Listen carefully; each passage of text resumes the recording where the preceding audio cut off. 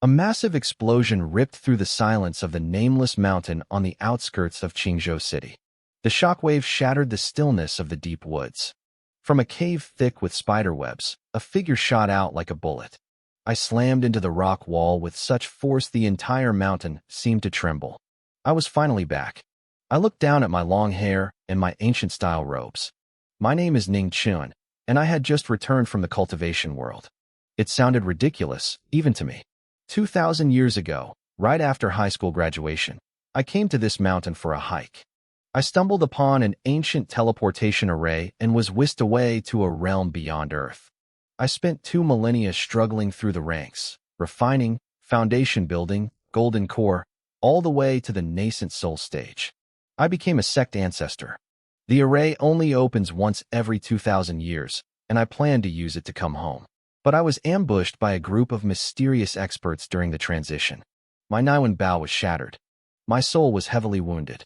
My dantian was leaking like a sieve. I coughed, tasting the metallic tang of blood as it stained my lips. My face was deathly pale. I was hurt far worse than I thought. To make matters even worse, the teleportation array was destroyed in the fight. Without returning to the little southern heaven realm, these injuries were permanent. Earth's spiritual energy was too thin to heal me. I shook my shoulders, shattering the rock wall I was embedded in, and dropped to the cave floor. There, I saw a dusty, yellow hiking bag. Wait, that was my bag from 2,000 years ago. Why did it look so new? I brushed off the dirt, and suddenly, the bag vibrated. My heart skipped a beat. No Nokia battery could last 2,000 years. I reached in and pulled out my phone. It had 1% battery left. The screen flashed with a contact name, Mom. My nose went numb. After 2,000 years of fighting for survival, the word Mom felt like a distant, fading memory. I glanced at the date on the screen, August 29th, 2025. I froze. 2,000 years in the cultivation world was only one summer break on Earth. If I didn't still possess the power to move mountains and fill seas, I would have thought it was all a dream. I pressed answer. You brat. Are you trying to kill me? My mom's voice screamed through the speaker. You haven't picked up for a month. Do you want me to worry myself to death? Tell me, where did you run off to this time? Mom, it's good to hear your voice again, I whispered. Xiao Chen, what are you saying? Don't scare me. Where are you? Are you safe? I'm safe, I said, a small smile tugging at my lips. To me, Earth was basically a starter village. Tearing apart a tank with my bare hands, or shooting down a plane with an arrow was child's play. But I wouldn't do that unless I had to. My shattered Niwen Bao meant I was like a broken power bank. I could use my energy, but I couldn't recharge it. Until I found heavenly treasures to fix my soul, every bit of power I used was gone for good. Xiao Chun, school is starting soon. My mom, Chunlan, rushed through the call. Remember to find your Annie Qiao in Qingzhou. I have to go, we'll talk later. She hung up, leaving me standing there with a bitter expression. Me, a nascent soul old monster, going to college? It was a joke. Annie Qiao was my mom's best friend. She had married a wealthy businessman in Qingzhou. When she heard I got into Qingzhou University, she insisted I stay at her place. My mom clearly wanted to set me up with Annie Qiao's daughter. I tried to fly into the air, but I felt my spiritual energy slowly leaking out. I sighed and dropped back to the ground. I'd have to walk out of the mountains. By noon, I reached a cafe near the Qingzhou train station. 2 young girls were waiting at a table. Where is he? A cute girl in a Hello Kitty shirt complained, her chin resting on the table. My coffee is gone, and I'm starving. Shuyan, call him again. I can't get through, the other girl replied coldly. Her name was Su Shuyan. She was tall, maybe 170 centimeters, with wavy champagne-colored hair and a face like ice. I'll give him 5 more minutes. If he's not here, I'm leaving. I don't know why my mom is making me pick him up. I was supposed to go to a cat cafe today. Because he's the son of her best friend, the cute girl giggled. Hey, do you think your mom is trying to set you 2 up? Don't talk nonsense, Jiang Tang, Su Shuyan snapped. He's from a tiny county. My mom wouldn't push me into a fire pit like that. What if he's a total hottie? Jiang Tang teased. Su Shuyan blushed slightly. Well, then maybe I'd consider dating. But marriage? No way. You're such a player. Jiang Tang laughed. I walked up behind them. Are you Annie Qiao's daughter, Su Shuyan? Jiang Tang jumped like a startled rabbit. Who are you? Don't sneak up on people. Su Shuyan stared at me. I was covered in dirt and scratches, wearing a tattered hiking bag that looked like a relic from a museum. Her face went stiff.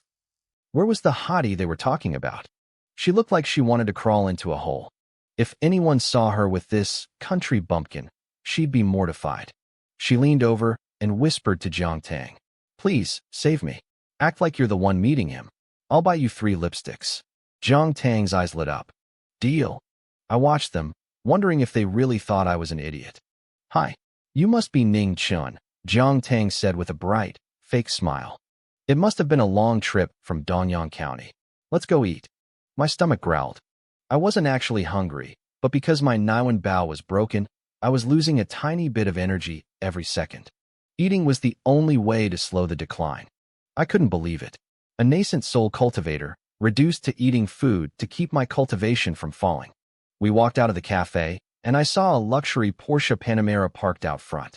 Su Shuyan was only a freshman like me, yet her family had already bought her a car like this. They were clearly loaded. Nice car, right? Su Shuyan said, clicking the locks and watching for my reaction. She seemed disappointed when I didn't look impressed. It's okay, I said. A bit slow, though. Su Shuyan's face darkened. Slow? And what do you drive, classmate? I don't have a car, I said casually. I usually travel on clouds or ride a flying sword. Jiang Tang burst out laughing. Oh my God, you read way too many cultivation novels. That's so cute. Su Shuyan rolled her eyes. If my car is too slow for you, feel free to call a taxi. Let's see who gets to the restaurant first. Sure, I said. She looked surprised that I actually accepted the challenge. Are you serious? We're going to Time City in the west. It's about 6 or 7 kilometers from here. Loser pays for lunch. If you want to race, I shrugged, we'll race. I treated her like an impatient adult dealing with a difficult child. Just a heads up, I said calmly. I have a very large appetite. Su Shuyan clearly hated my indifferent attitude. When she heard me agree to the bet, a mockingly sweet smile spread across her face. Fine. See you at entrance 1 of Time City. She slammed her foot on the gas and sped away. She was a local, the roads were her backyard, and she had a head start. In her mind, she had already won. She probably thought I was just some arrogant idiot who didn't know his place. Shuyan, did you really just leave him there? Jiang Tang asked from the passenger seat, her voice full of worry. It's his first time in Qingzhou. What if Annie Qiao finds out? You'll get in trouble. What's there to be afraid of? Su Shuyan snorted. He's a grown man. It's not like he'll get kidnapped. Deep down, she was calling me a fool. She thought I should have just swallowed my pride and gotten in the car. As soon as they were out of sight, I moved. I blurred into a streak of light, vanishing from the spot. I was so fast that the security cameras didn't even register a frame of my movement. As a nascent soul cultivator, I didn't even need spiritual energy to travel through a city. Pure physical strength was enough. It took me less than 2 minutes to reach Time City on the west side. Honestly, a minute and a half of that was spent just wandering around the mall, trying to find the right floor. We won. The 2 girls cheered, high-fiving as they pulled into the parking lot 10 minutes later. They had no idea I was already sitting in a restaurant on the 5th floor. I scanned the menu, pointing at items rapidly. This one, not that one. 10 servings of everything else, I told the waiter. Then I caught myself. Actually, make it 2 servings of each. Outside, another 10 minutes passed. That damn guy, making me wait again. Su Shuyan stomped her foot in frustration. She had never waited this long for anyone in her life. Shuyan, Jiang Tang whispered. Do you think he got lost? There's another Time City on the east side. Maybe he went there? Su Shuyan groaned. What an idiot. She pulled out her phone and dialed the number her mother had given her. To her surprise, it picked up immediately. Classmate Ning Chun, she snapped. Have you been kidnapped by human traffickers? Why aren't you here yet? I'm already here, I replied. Liar. I've been standing at entrance 1 for ages. I don't see you anywhere. Look up, I said. She looked up and scanned the balconies. Her eyes landed on me. I was standing on the 5th floor outdoor terrace, hands in my pockets, looking down at her. Jiang Tang gasped. Shuyan, look. It's him. How did he get up there? Su Shuyan hung up the phone, her face flushed with anger. She ran all the way up to the 5th floor, and marched over to me. When did you get here? Why didn't you say anything? Do you know how much I hate waiting? I've been here a while, I said with a faint smile. You were taking too long, so I came up and ordered. The food is just arriving. You won't back out of the bed, right, Miss Sue? She froze for a second, then let out a cold laugh. Nonsense. There's no way you got here that fast. You cheated. Exactly, Jiang Tang chimed in. We took the fastest route.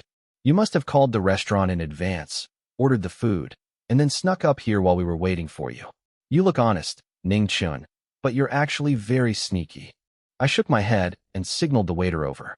Ladies, the waiter said honestly, this gentleman actually arrived 15 minutes ago. Impossible, Jiang Tang cried. 15 minutes ago, he was still at the North Railway Station. Unless he can fly. The waiter looked awkward and didn't know what to say. Forget it, Tang Tang. Su Shuyan sighed, looking at me with pure disdain. He won. It's just a meal. She was convinced I had bribed the waiter to lie for me. To her, I was now a calculating, dishonest person. We walked into the private booth, and Su Shuyan's jaw dropped. The table was buried under food. Flame steak, shark fin, Poseidon soup, braised bird's nest, steamed grouper. There was even a pot of Buddha jumps over the wall. Did we walk into the wrong room? Jiang Tang asked, her mouth hanging open. The waiter pointed at me. This gentleman ordered everything. Ning Chun. Su Shuyan looked like she was going to explode. What is your problem? Why are you trying to screw me over? I can't believe you're this kind of person. I told you, I said, shrugging. I have a big appetite. If you don't want to pay, it's fine. I'll pay for it myself. No need. I keep my word. She whipped a diamond-encrusted black card out of her bag. Check, please. The waiter brought the machine. 5,200 yuan, miss. She swiped the card without blinking. Then she looked at me with ice in her eyes. Please don't ever show your face in front of me again. Thank you. She grabbed Jiang Tang and stormed out. 5,000 yuan was nothing to her, but the perceived insult was everything. She was the goddess of the university, the princess of her family. She had never been treated like this. Aren't you staying to eat? I called out. There was no response. I saw Jiang Tang look back longingly at the feast, but Su Shuyan dragged her away. I sat down and started eating. The taste was fine, but the food lacked even a trace of spiritual energy. It felt like chewing wax. Was this what I had to look forward to from now on? Outside, Su Shuyan was fuming. Stupid Ning Chun. I never want to see him again. Jiang Tang's stomach let out a loud growl. Shuyan, maybe we should go back and eat? Everywhere else will have a huge line. And besides, you already paid for it. Su Shuyan stopped in her tracks. You're right. I paid for it. Why should I let him eat at all?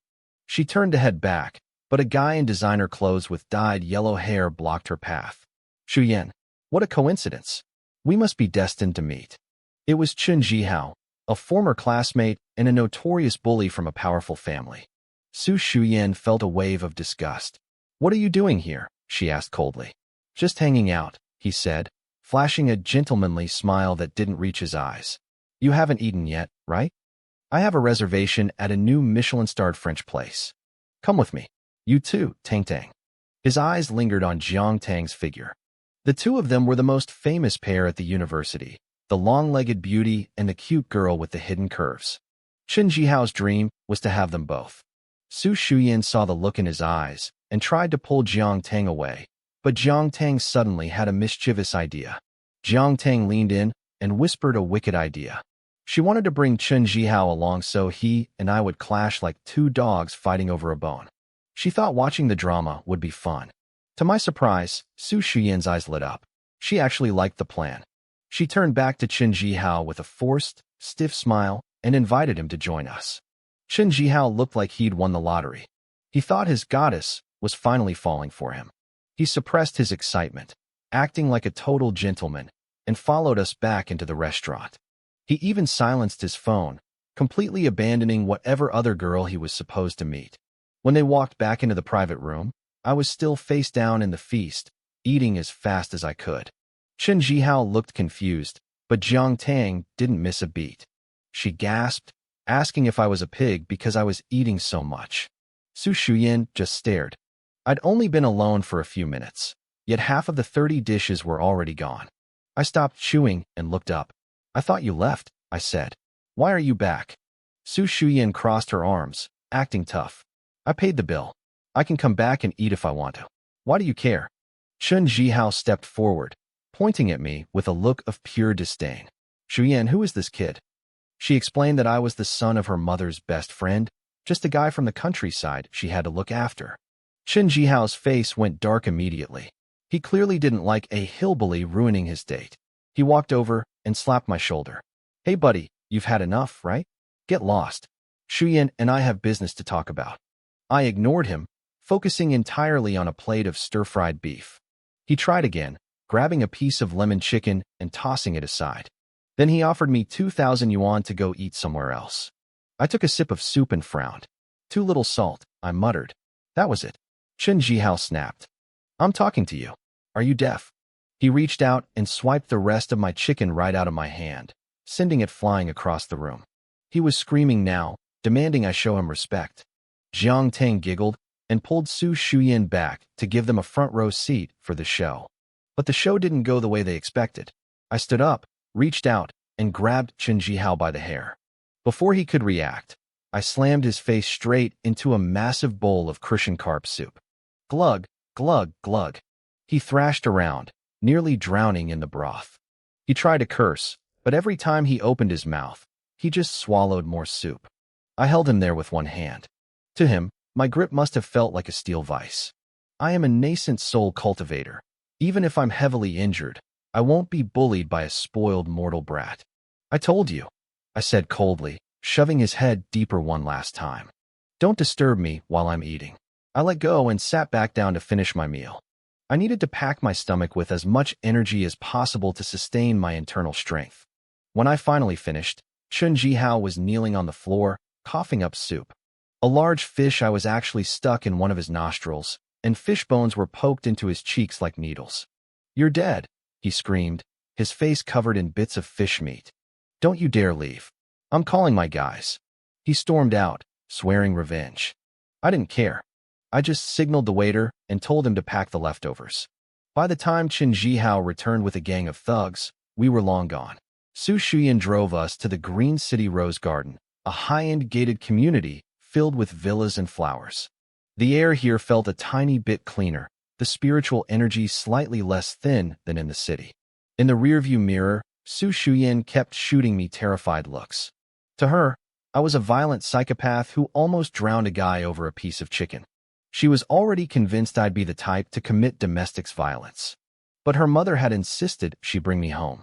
We pulled up to a luxury villa where a graceful woman in her 40s was waiting. This was Annie Chiao. Beside her stood an old butler in a suit. Mom, Su Shuyan ran to her, whining about how I was a violent maniac and begging her never to make them hang out again. Auntie Chiao just laughed it off. Stop talking nonsense. Chun is a good, honest boy. He's athletic and bright. I walked up, carrying a massive bag of containers. Auntie Chiao, it's been years. You look more beautiful than ever. She beamed at the compliment. Oh, you're so sweet. But you shouldn't have brought gifts. Jiang Tang couldn't help but snicker. Auntie, those aren't gifts. That's the food he packed from the restaurant. Auntie Chiao paused, then smiled even wider. Even better. Saving food. What a responsible boy. Chun, you'll be living here from now on. Treat Shuyan like your own sister. Su Shuyan was about to complain again when she saw the mountain of luggage already sitting in the hallway. Her face went pale. Mom, you're not serious, right? You're making me live with this guy? How am I supposed to sleep at night? Su Shuyan sat on the sofa and burst into tears. Her pale, slender legs kicked at the floor in a full-blown tantrum. She wasn't having it.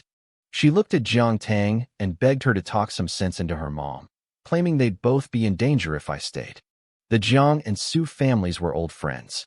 Jiang Tang had lived with Shu Yin since middle school, and they were closer than sisters. Jiang Tang stepped in, trying to be the voice of reason. She pointed out that having a guy move in with two girls was inappropriate. Annie Chiao just smiled. She told them she trusted my character completely. Jiang Tang was speechless. I wasn't really paying attention to their drama. I was busy staring at the scenery in the yard, my eyes searching for something specific. Jiang Tang noticed my indifference, and it clearly annoyed her. She snapped at me, calling me a mute and telling me to say something. Shuyan joined in. making it very clear she didn't want me there. I have a name. It's Ning Chun, I said, giving her a sideways glance. This place is great. I'm staying. Auntie Chow beamed. She liked my directness. She turned to the old butler, Fan Yi, who had been studying me for a while. He nodded, calling me mature and steady. Shuyan hugged a pillow and wailed, unable to believe even the butler was taking my side. Auntie Chow led me out to the yard. She told me Shuyan was spoiled and asked me to be the bigger person since I was the older brother figure. I just nodded. I reached into my pocket and pulled out a thick envelope of cash I'd grabbed from my suitcase. What's this? Auntie Chow asked, confused. Rent, I said seriously. I'm not sure if it's enough, but you should count it. She got upset immediately. She told me that taking money from me would be like spitting on her friendship with my mother. She forced me to take it back. I didn't argue. I just stuffed it back in my pocket. It was mostly a polite gesture anyway. She cheered up once the money was away. She asked me to look out for Shuyan at school, mentioning that Shuyan was pretty and attracted a lot of boys. She added that my mom told her I spent all my time mountain climbing and was physically very strong. I was genuinely confused. Was Su Shuyan actually pretty? I couldn't see it. To me, she looked average at best. Compared to the jade-like fairies and enchanting cultivators I'd seen in the little southern heaven realm, she was nothing special. As a guy who had lived for 2,000 years, my human emotions were pretty dull. But I remembered how Annie Chow had supported my family with money when my father's business failed years ago. More importantly, this villa sat right on top of a spiritual eye. Even though the world's energy was thin, there were still traces of a spiritual vein here. I decided to stay for a while. After Annie Chow left, I explored the yard. The villa was massive, worth a fortune. The Su family was definitely loaded. Suddenly, a dog started barking. I turned to see Su Shuyan marching toward me in rabbit pajamas.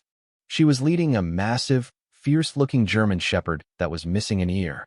It looked like the kind of beast that would make most people run for their lives. Ning Chun, I don't care how you fooled my mom, she snapped, hands on her hips. You aren't staying. Leave now, or I'll let Black Dragon bite you. The dog growled, baring its teeth. Which one is my room? I asked, completely ignoring her threat. If nobody picked one, I'll choose myself. She lost her temper and dropped the leash. She pointed at me and commanded the dog to chase me out. The beast lunged, charging at me with a roar. Jiang Tang screamed from the back door. I didn't move. I just looked the dog in the eyes and gave it a cold, sharp glare. The dog's legs practically locked up. It screeched to a halt, whimpering in terror. It turned tail and bolted back to its kennel, yelping like it had seen a ghost. Shuyan and Jiang Tang stood there, faces pale. What? I asked, crossing my arms behind my head. Did you kill someone? Shuyan stammered. Black Dragon was trained with military dogs. Why is he terrified of you? I let out a small, sunshiny smile. Finally, you're getting a little smarter. Shuyan screamed and ran back up to the second floor. I just whistled and walked into the living room. Eventually, Jiang Tang assigned me a small room under the stairs. I didn't mind. I just lay on the bed and stared at the ceiling. I had a lot to figure out. My cultivation base was shattered. My soul and body were both heavily damaged. Even in the higher realms, these injuries would be nearly impossible to fix. Luckily, I still had 8,000 years of lifespan left. I had time to think. I had two choices: find immortal herbs on Earth to heal myself, or find a way back to the little southern heaven realm. Thinking was exhausting. My damaged soul meant my energy levels were low. I drifted off and slept until 9 at night. The maid had come by earlier, but Shuyan had forbidden her from calling me for dinner. She even made the maid throw away the leftovers I'd brought from the restaurant. She wanted to provoke me, hoping I'd get violent so she could get me kicked out. I didn't give her the satisfaction. I just wandered out of the house toward the university district. I found a barbecue joint called Li Mei's and ordered a spread. Since I couldn't cultivate, I was bored out of my mind, so I pulled up a web novel on my phone while I ate. Wan, look, a voice nearby whispered. That guy is so skinny, but he sure can eat. I ordered over 600 yuan worth of food in one go. The owner of the barbecue joint was a woman in her 40s. She was sitting there, busy sorting leeks while lecturing her daughter. Even though they were about the same age, there was no comparing her to Annie Chow. She looked 20 years older. That was the power of expensive skincare. Her daughter, who was helping her, was a different story. She was beautiful and full of life, with delicate features and rosy lips. She was wearing an old high school uniform, which gave her a pure, innocent student vibe. "Mom, aren't you afraid this is another jerk looking for a free meal?" the girl asked. "There are only a few of those a month," the mother said with a bitter smile. "Most customers pay honestly. A few a month means we work for nothing for days," the girl, Su Wanwan, grumbled. "Forget it, Wanwan. There's nothing we can do." The mother sighed, shaking her head. "We can't afford to mess with Brother Xiao and his local thugs. That's why I'm working myself to death to put you through school. I want you in high society, far away from these lowlifes." "I know, Mom," the girl replied. I caught their entire conversation, but I didn't react. I just kept my eyes on my phone, reading my web novel. A moment later, a group of guys with neon-colored hair swaggered into the shop. The place immediately became loud and rowdy. Su Wanwan's face went pale the moment she saw them. She grabbed her mother's apron, trembling. "Mom, they're here. Quick, hide in the kitchen," the mother whispered urgently. "Hey, boss lady, where's our food? What are you stalling for?" A thug wearing a skull bandana walked past me. He kicked several chairs out of his way, sending them screeching across the floor. I frowned. I used a bit of true chi to seal off my hearing and went back to my novel. I had just reached a really good part. "Right away, Brother Cohen," the mother said, forcing a smile as she handed over the menu. "What can I get for you gentlemen?" "The usual." The man called Brother Cohen reached out and slapped the mother's backside. "Sister May, you still got some curves. Why stay with that loser Su Haichao?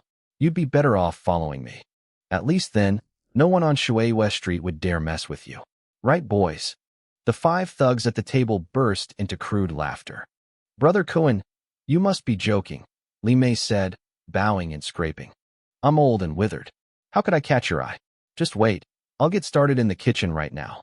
I'll even throw in a grilled fish on the house today." "Fine, get going." Cohen waved her off and propped his feet up on the table. They started drinking and talking loudly. Their conversation was disgusting, either ranking girls from the local nightclubs or bragging about gang fights. The noise was sharp and grating. The few other customers in the shop got scared and bolted. Seeing the customers leave without paying, Su Wanwan couldn't take it anymore. She hid behind the cash register for a second, then used her sleeve to cover her face and ran outside to chase them down. "Holy crap, Cohen, look at that. Where did that fine student babe come from?" a blonde thug shouted, pointing at the girl. Cohen turned around, his eyes lighting up instantly. "I think I've seen her before," another lackey added. "That's Li Mei's daughter. She goes to high school in the southern city and only comes back once every few months." "That old woman, hiding such a juicy daughter and sending her away to study like she's guarding against thieves," Cohen sneered, taking a long swig of beer. "I'll show her how I handle things in a bit." Su Wanwan eventually walked back toward the shop, clutching a few 100 yuan bills she had recovered. Suddenly, a hand reached out and snatched them away. "What are you doing? That's my money. Give it back." Su Wanwan stared at Cohen, her voice a mix of panic and anger. "Give it back? How do you prove it's yours?" Cohen looked her up and down with a lecherous grin. "Call out to the money. If it answers you, I'll give it back." Su Wanwan looked at me, her eyes pleading for help. I just sat there, flipping through the pages of my novel. I had no intention of getting involved. She bit her lip and turned back to Cohen, glaring. "That is my money. So cute when she's mad." Cohen laughed, reaching out to stroke her face. She slapped his hand away. "Give me the money, or I'm calling the police." "Oh, the police?" Cohen laughed harder. "Here, I'll even lend you a phone. Try it." He reached over and tried to grab my phone off the table.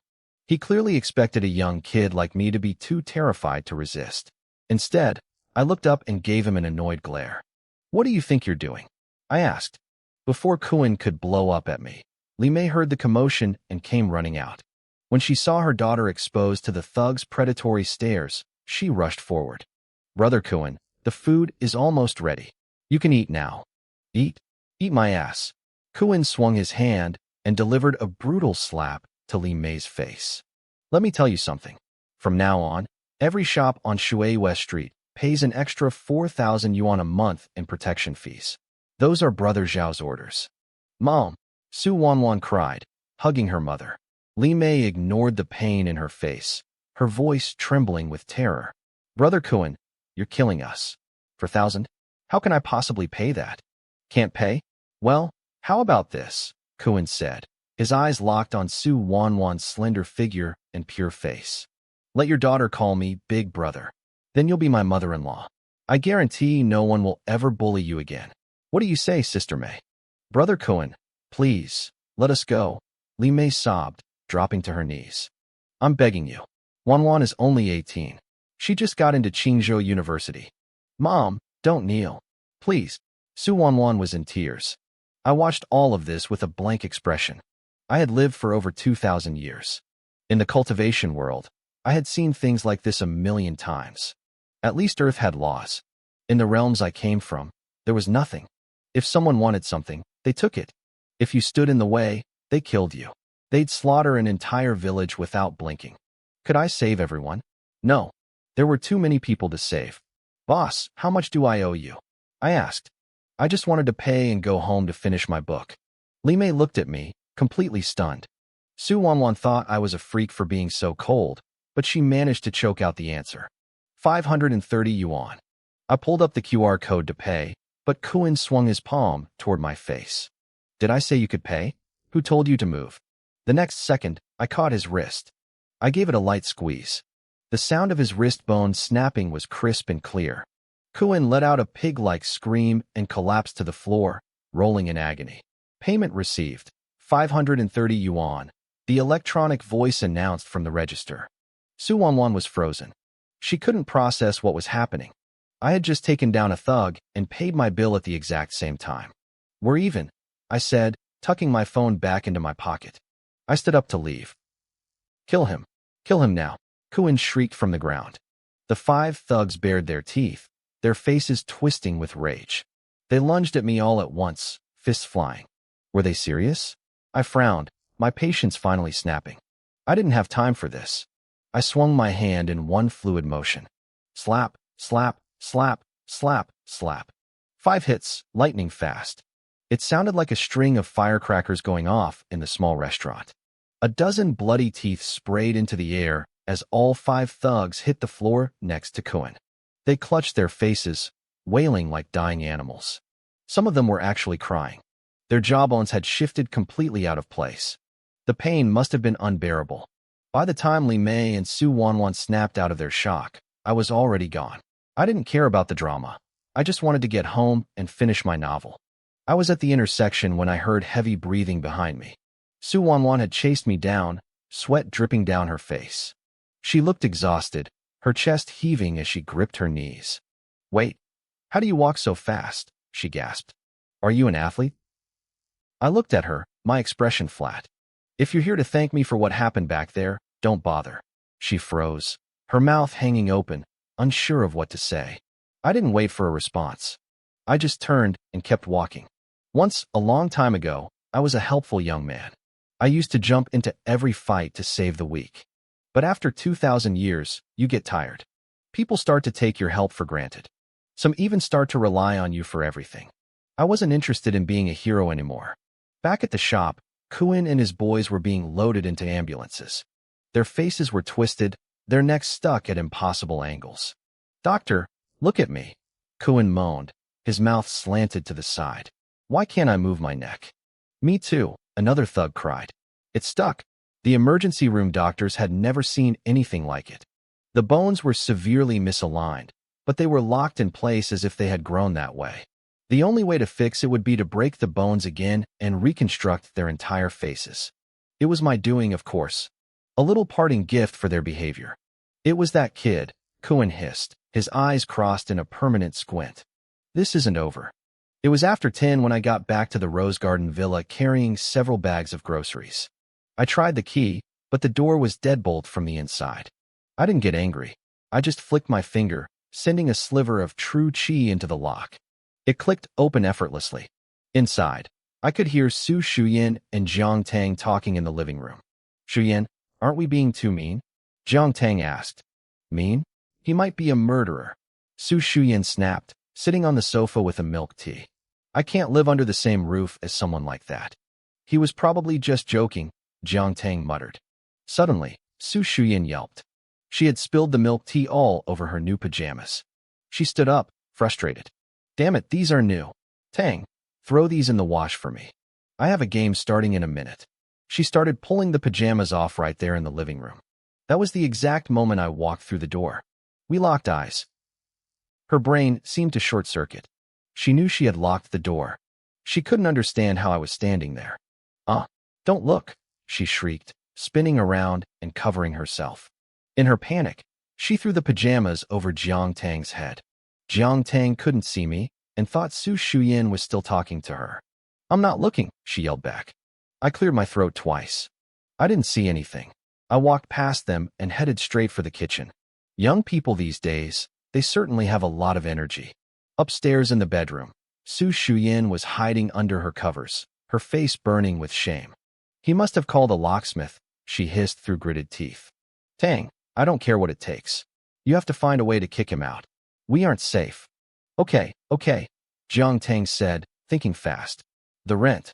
We'll charge him 10,000 yuan a month. He's just a student. He'll never afford it. 10,000? No, 30,000, Su Shuyan corrected. Jiang Tang went downstairs to deliver the ultimatum, but she stopped at the kitchen door.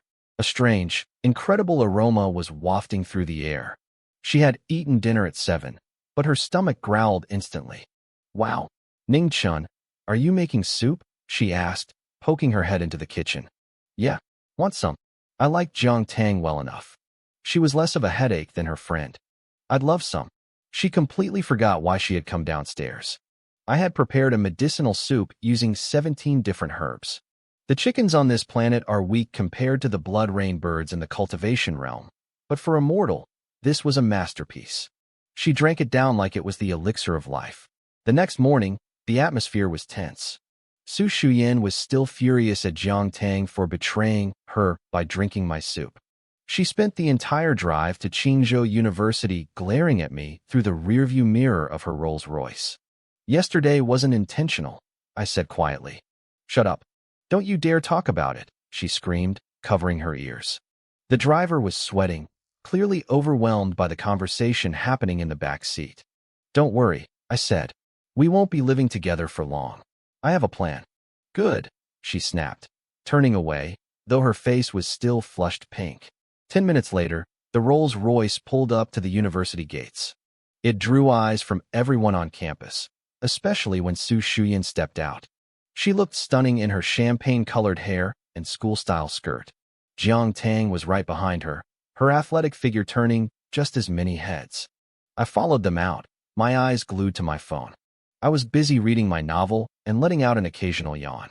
I hadn't slept well because someone had snuck downstairs in the middle of the night to steal the rest of my chicken soup. As we walked onto campus, several guys tried to approach the girls to ask for their numbers. They were all rejected instantly. Whoa, look at those goddesses, a guy with a camera whispered to his friend on the trail. Lu Di, the vice president of the photography club, stared at them in awe. He had photographed a lot of beautiful girls, but none of them compared to the two walking toward him. Without a second thought, he stepped forward to intercept them. Beautiful ladies, hello there. Are you freshmen? A guy named Lu Di approached us with a smile that felt a bit greasy. I didn't even look up from my phone. Su Shuyan saw right through him and didn't slow her pace. Is there something you need? She asked coldly. Don't misunderstand, Junior, Lu Di said, leading a group of guys with cameras to follow us. We're from the Qingzhou University Photography Club. We specialize in taking portraits of the most attractive students. It would be an honor to snap a few photos of you. He pulled out his phone to show off. Look at our Douyin account. We have over 1 million followers. You're so beautiful, just a few shots, and you'd go viral instantly. Su Shuyan actually stopped. I sighed. It turns out even the proudest girls can't resist the lure of a professional photo shoot. Lu Di smirked, clearly thinking he had her hooked. Shuyan, their skills actually look pretty good, Jiang Tang said, leaning in to watch a few videos. This one has over 100,000 likes. Should we do it? Su Shuyan nodded slightly. Fine, just a couple of shots. Lu Di's face lit up. I could tell what he was thinking. Once he got them to the location, the rest would be easy. He led them to a pavilion by the campus lake. At first, it was normal. He snapped photos and showered them with cheesy compliments, calling them fairies descended from heaven. But then, his requests started getting weird. He wanted them in poses that were definitely not professional. Are you sick? Su Shuyan snapped. She had reached her limit with this creep. She turned to leave. Wait, I'm not done. Lu Di hurried after her, feigning an apology. If you're too shy for those, we can try a different style. I have plenty of ideas. I'm done, Su Shuyan said, her eyes flashing with anger. Move. Lu Di didn't move. He blocked the exit of the pavilion, his expression turning crafty. Fine, if you don't want to finish, just pay the fee. Pay. Su Shuyan frowned. For what? Please, Junior. All of us spent half our morning on you. You think our time is free? Lu Di grinned. It's not expensive. 500 yuan per photo. We took about 100, so do the math. 500 a photo? You might as well just rob us. Su Shuyan was fuming. You're the ones who begged me to take them. Shuyan, let's just go. Don't waste your breath on these losers, Jiang Tang added, looking disgusted. You aren't leaving without paying, Lu Di said, his eyes wandering shamelessly down Su Shuyan's legs.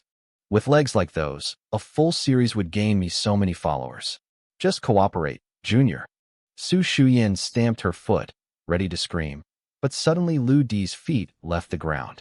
I had grabbed him by the collar from behind and hoisted him into the air like a sack of trash. Who is it? Put me down. Lu Di flailed his legs. He was barely 5'6", dangling helplessly. I didn't say a word. I just tossed him. He slammed into the stone pillar of the pavilion and crumpled to the ground, seeing stars. Ning Chun. Su Shuyan looked at me, her face flushing a light pink. You're here. Ning Chun. Jiang Tang squealed with delight, her eyes shining like she was looking at a hero. Lu Di scrambled up, his face twisted in pain. Where did this guy come from? Get him. Kick his ass. The other club members looked at me, then at their boss, then back at me. They spent their days chasing girls and carrying cameras, not training. After seeing me lift a grown man with one hand, none of them moved an inch. You want to kick my ass? I walked up to Lu Di and delivered a swift kick to his face. There was a sickening crunch as his nose exploded in blood. He collapsed, wailing and clutching his face. The rest of his crew backed away, their faces pale. They couldn't believe I'd just strike someone down without a single word of warning. If this were the small southern heaven realm, your head would be miles away from your body, I muttered. I gave him a few more kicks for good measure before turning to leave. Lu Di was howling in agony as his lackeys rushed to carry him toward the infirmary. He's definitely not a normal student, Su Shuyan whispered to Jiang Tang as they followed me from a safe distance. He's probably involved with the underworld. Don't you think? I don't know, Jiang Tang said, her hands clasped together in worship. But he was so cool just now. Cool? He's a provincial thug. Not cool at all, Su Shuyan insisted, though she wouldn't look me in the eye. A little later, Lu Di emerged from the infirmary covered in bruises and antiseptic. He immediately pulled out his phone. Hey, Brother Peng, your brother just got jumped. You have to help me get revenge, or I won't be able to die in peace. The guys around him looked worried. Zhao Liping was a heavy hitter in the Sonda Club, a city-level champion who could take on 10 guys at once. Plus, his uncle was a school official. As long as he didn't kill anyone, he was untouchable. I was in serious trouble. I dropped Su Shuyan and Jiang Tang off at the arts department building. I was already losing my patience. Try to keep a low profile, I told them. Don't go looking for trouble. I'm not your bodyguard. Jiang Tang gave me a clumsy salute. Got it, Big Brother Strong. I felt a vein throb in my forehead. What kind of nickname is that? Hee hee. You're so strong. So I'm calling you Big Brother Strong from now on, she chirped. I hated it, but I didn't have the energy to argue. Just remember, no trouble. I hate trouble. I'll do whatever I want, Su Shuyan snapped, crossing her arms. Who are you to tell me what to do? If it wasn't for Qiao Yi, I wouldn't care if you fell in a ditch, I said, turning my back on her. Who wants you to care? Jerk, she yelled at my back, stamping her foot again. Did she think that was cute? I shook my head and headed toward the medical department to report for my own classes. I found a seat in the back of the lecture hall and pulled out my phone to keep reading my novel. Hey man, What are you reading so intensely? About 10 minutes in, a chubby guy with glasses turned around from the row in front of me. A novel, I said without looking up. What novel? Is it better than the school forums? He grinned. I'm Fong Tao. Just call me Fatty Fong. You're Ning Chen, right? Did you vote yet? Vote for what? Not interested, I replied. Oh, you'll be interested, Fatty Fong said, his eyes gleaming. The campus forum is voting for the school beauty queens. Don't you want to see who won? One of them is actually in our class. He pointed toward the front. A shy, pure-looking girl was surrounded by a crowd of students asking for her number. She was blushing, looking overwhelmed. Still not interested, I said. The novel was better. I've lived for 2,000 years. I've seen every kind of beauty the world has to offer. Eventually, they all look the same. Keep pretending, Fatty Fong muttered, looking at me with pure disbelief. He gave up on me and turned to the tall guy sitting next to him. The tall guy was named Zhang Dachuan. He looked like a simple, honest guy from the countryside. As soon as he heard they were looking at school beauties, Zhang Dachuan whipped out his phone and logged onto the campus forum. Is this the Su Shuyan everyone is talking about? Zhang Dachuan's eyes nearly popped out of his head. Wow, she's gorgeous. She looks better than a movie star. Fatty Fong pushed up his glasses with a smirk. A movie star? She wouldn't stoop that low. Do you know the Su group? Su Jingshan is her father. Su Jingshan, Zhang Dachuan gasped. The famous entrepreneur who's always on TV? The Su group is worth hundreds of billions, Fatty Fong added. I bet Su Shuyan doesn't even care about being a celebrity. You're wrong, I interrupted, finally looking up from my phone. Becoming a star is her biggest dream. That woman isn't as high class as you think. She's actually quite tacky. Fatty Fong and Zhang Dachuan both froze. They stared at me like I had grown a second head. Ning Chun, I thought you weren't interested in the beauties? Fatty Fong asked. I'm not, I said. Then how do you know she wants to be a star? I came to school with her this morning, I said truthfully. She said it herself while we were in the car. Holy crap. Fatty Fong tried to hold back a laugh. Who are you to her, anyway? We have no relationship, I replied. I just know her. Zhang Dachuan burst out laughing. Wake up, brother. A rich girl like Su Shuyan is way out of our league. I didn't bother responding. The classroom was filling up, and the two of them went back to their heated discussion about the forum rankings. They went through the list. Jiang Tang, Su Shuyan's best friend with the face of an angel and the body of a demon. Su Wanwan, the civilian beauty, who scored a 718 on her college entrance exams. Wen Qinglan, a certified dancer from the dance club. Choi Ling-su, an exchange student from Korea who was a popular streamer, and Chu Mo, a long-legged violinist. In the end, they both decided to vote for Su Shuyan. On paper, she was the clear winner. A few minutes later, the classroom doors swung open. A group of guys stormed in, looking for trouble. Leading them was a muscular guy with bulging veins, his hands on his hips. Brother Peng, that's him. A guy with cotton balls stuffed up his nose and two massive black eyes pointed a finger at me. It was Lu Di, the guy from the restaurant. He's the one who beat me up. The classroom erupted in whispers. Everyone's eyes landed on me. A freshman hitting a senior? It was unheard of. I noticed the shy girl from earlier, the one everyone was crowding around, looking at me with wide eyes. I was at a really good part in my novel, and being interrupted like this was starting to irritate me. Fatty Fong and Zhang Dachuan backed away, looking at me in horror. To them, I was just a quiet nerd obsessed with web novels. They never expected I'd be the type to get into a fight. So you're Ningchen?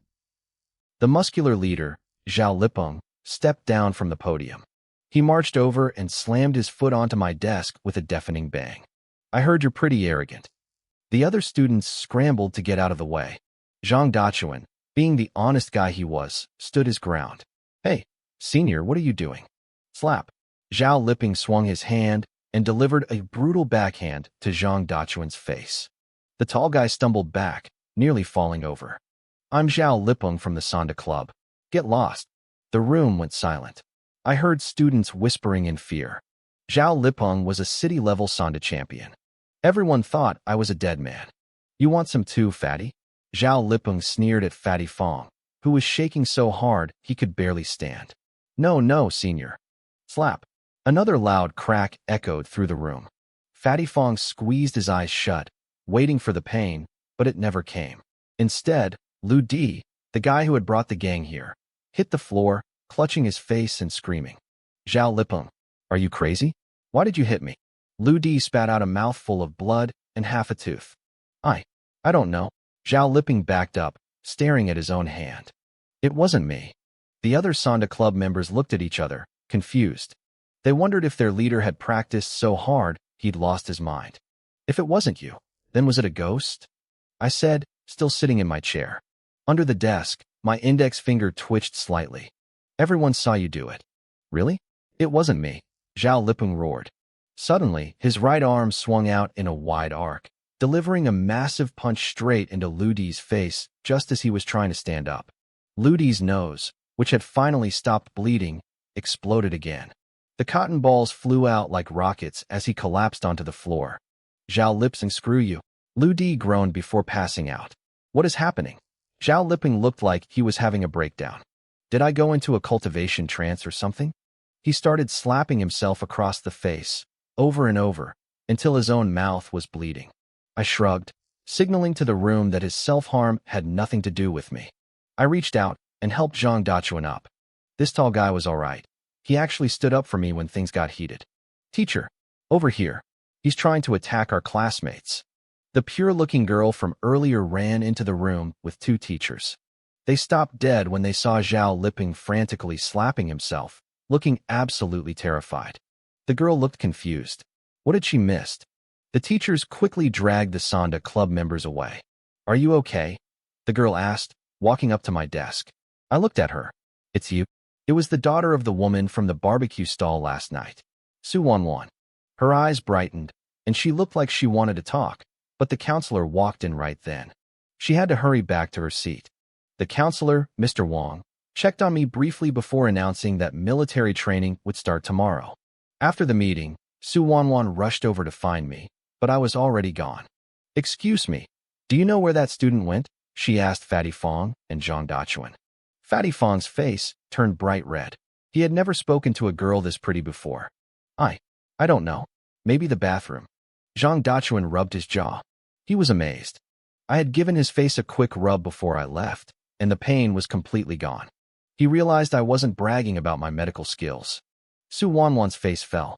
I didn't stay in the dorms, so I had already headed out. I didn't have any roommates, which suited me just fine. After leaving campus, I found a quiet spot to relax and read my novel for a while. By the time evening rolled around, I headed back to the food street for dinner.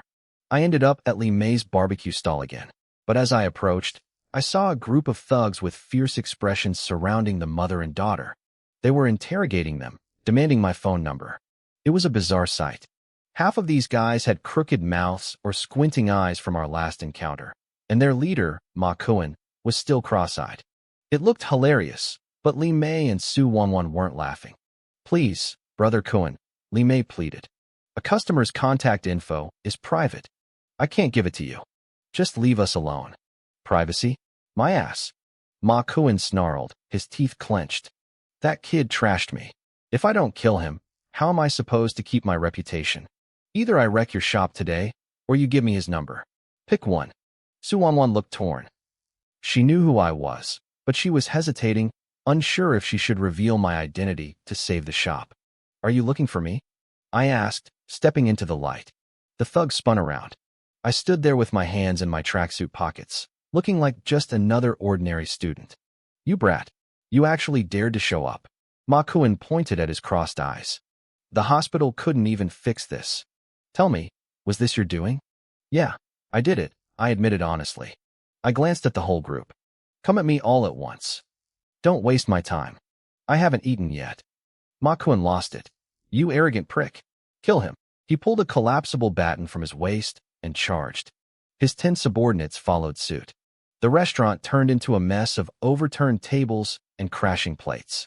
Lin Yuan, don't be reckless. Run. Su Wanwan screamed. I didn't know where she got the courage to yell, but she clearly didn't think one person could take on 10 armed thugs. A second later, she witnessed a miracle. I moved like a blur. One punch sent the first man flying. When their batons hit my body, I didn't feel a thing. In the blink of an eye, all 10 of them were writhing on the floor, screaming in agony. I'm Zhao Liping from the Sonda Club at Xinzhou University, I said, using the name of the guy who had bothered me earlier. If I see any of you on this street again, I'll beat you every time. I kicked them out of the shop like they were bags of trash and sat down at a table. Li Mei and Su Wanwan were frozen. They saw fights on this street all the time, but they had never seen anyone this powerful. To take down 10 men without breaking a sweat. It was inhuman. Are you okay? Su Wanwan asked, stepping closer. I saw them hit you with those batons. I'm fine, I replied. I could have dodged, but there was no point. My internal energy was so strong that even bullets wouldn't have scratched me, let alone wooden sticks. By the way, do you serve stir-fry here, or just barbecue? Su Wanwan was speechless. Was I really thinking about food right now? Who is this guy? Yes, we have stir-fry, Li Mei said, stepping forward with a smile. Young man, what would you like? It's on me. I want dragon meat, I said without thinking. Li Mei blinked, confused. Huh. I mean, stir-fried beef? I corrected myself. Right. Of course. I'll get right on it, she said, hurrying into the kitchen. She gave her daughter a look, clearly hinting at something. Meanwhile, the thugs ended up back at the hospital. They were miserable. Brother Cohen, that Zhao Liping guy is a monster. One green-haired thug groaned from his bed. My bones feel like they were hit by a sledgehammer. I won't be able to get up for months. Ma Cohen's face was swollen like a pig's head. I bet he trained at the Shaolin Temple. He probably has Golden Bell Shield, or something. Didn't you see? He didn't even flinch when we hit him. No way, Ma Cohen muttered. I have to call Brother Xiao. This isn't over. He dialed his boss, the king of Shui West Street, Bai Xiao. When Bai Xiao heard the news, he lost his temper. You useless trash. I pay you to get beaten up by a student. It's not our fault, boss, Ma Cohen squeaked. The kid is a martial arts master. He's got iron skin. Where is he now? Bai Xiao asked coldly. I'm sending Leopard and Wolf. Ma Cohen gasped. Leopard and Wolf were the gang's top enforcers. Boss, is that necessary? He's just a student. Shut up and tell me where he is. Bai Xiao roared over the phone. He's at the barbecue shop. Eating dinner, Ma Cohen stammered. Back at the shop, Su Wanwan was watching me in disbelief. How can you eat that much? I was currently shoving a plate of fried noodles into my mouth. Does it matter? I'm paying for it. I didn't mean it like that, she said. You're going to hurt your stomach. I grabbed a handful of beef skewers. Ever heard of a competitive eater? Yes. Well, that's not me, I said, continuing to eat. By the time I finished, the plates were stacked high. I had eaten about 1,000 yuan worth of food. I finally stopped before people started looking at me like a literal monster. When I tried to pay, Li Mei stopped me. No, please. You helped us so much these past 2 days. This meal is on the house. No thanks, I said, scanning the QR code anyway. I knew what she wanted. She wanted a protector. But I hated trouble. If her food wasn't so good, I wouldn't have even come back. As I walked away, leaving the disappointed mother and daughter behind, I realized I had a problem. At the rate I was eating, the 20,000 yuan my mom gave me for the semester wasn't going to last very long. I needed money. My 20,000 yuan wouldn't last a month at this rate. I considered my options. I could turn stones into gold or forge magical artifacts to sell for millions.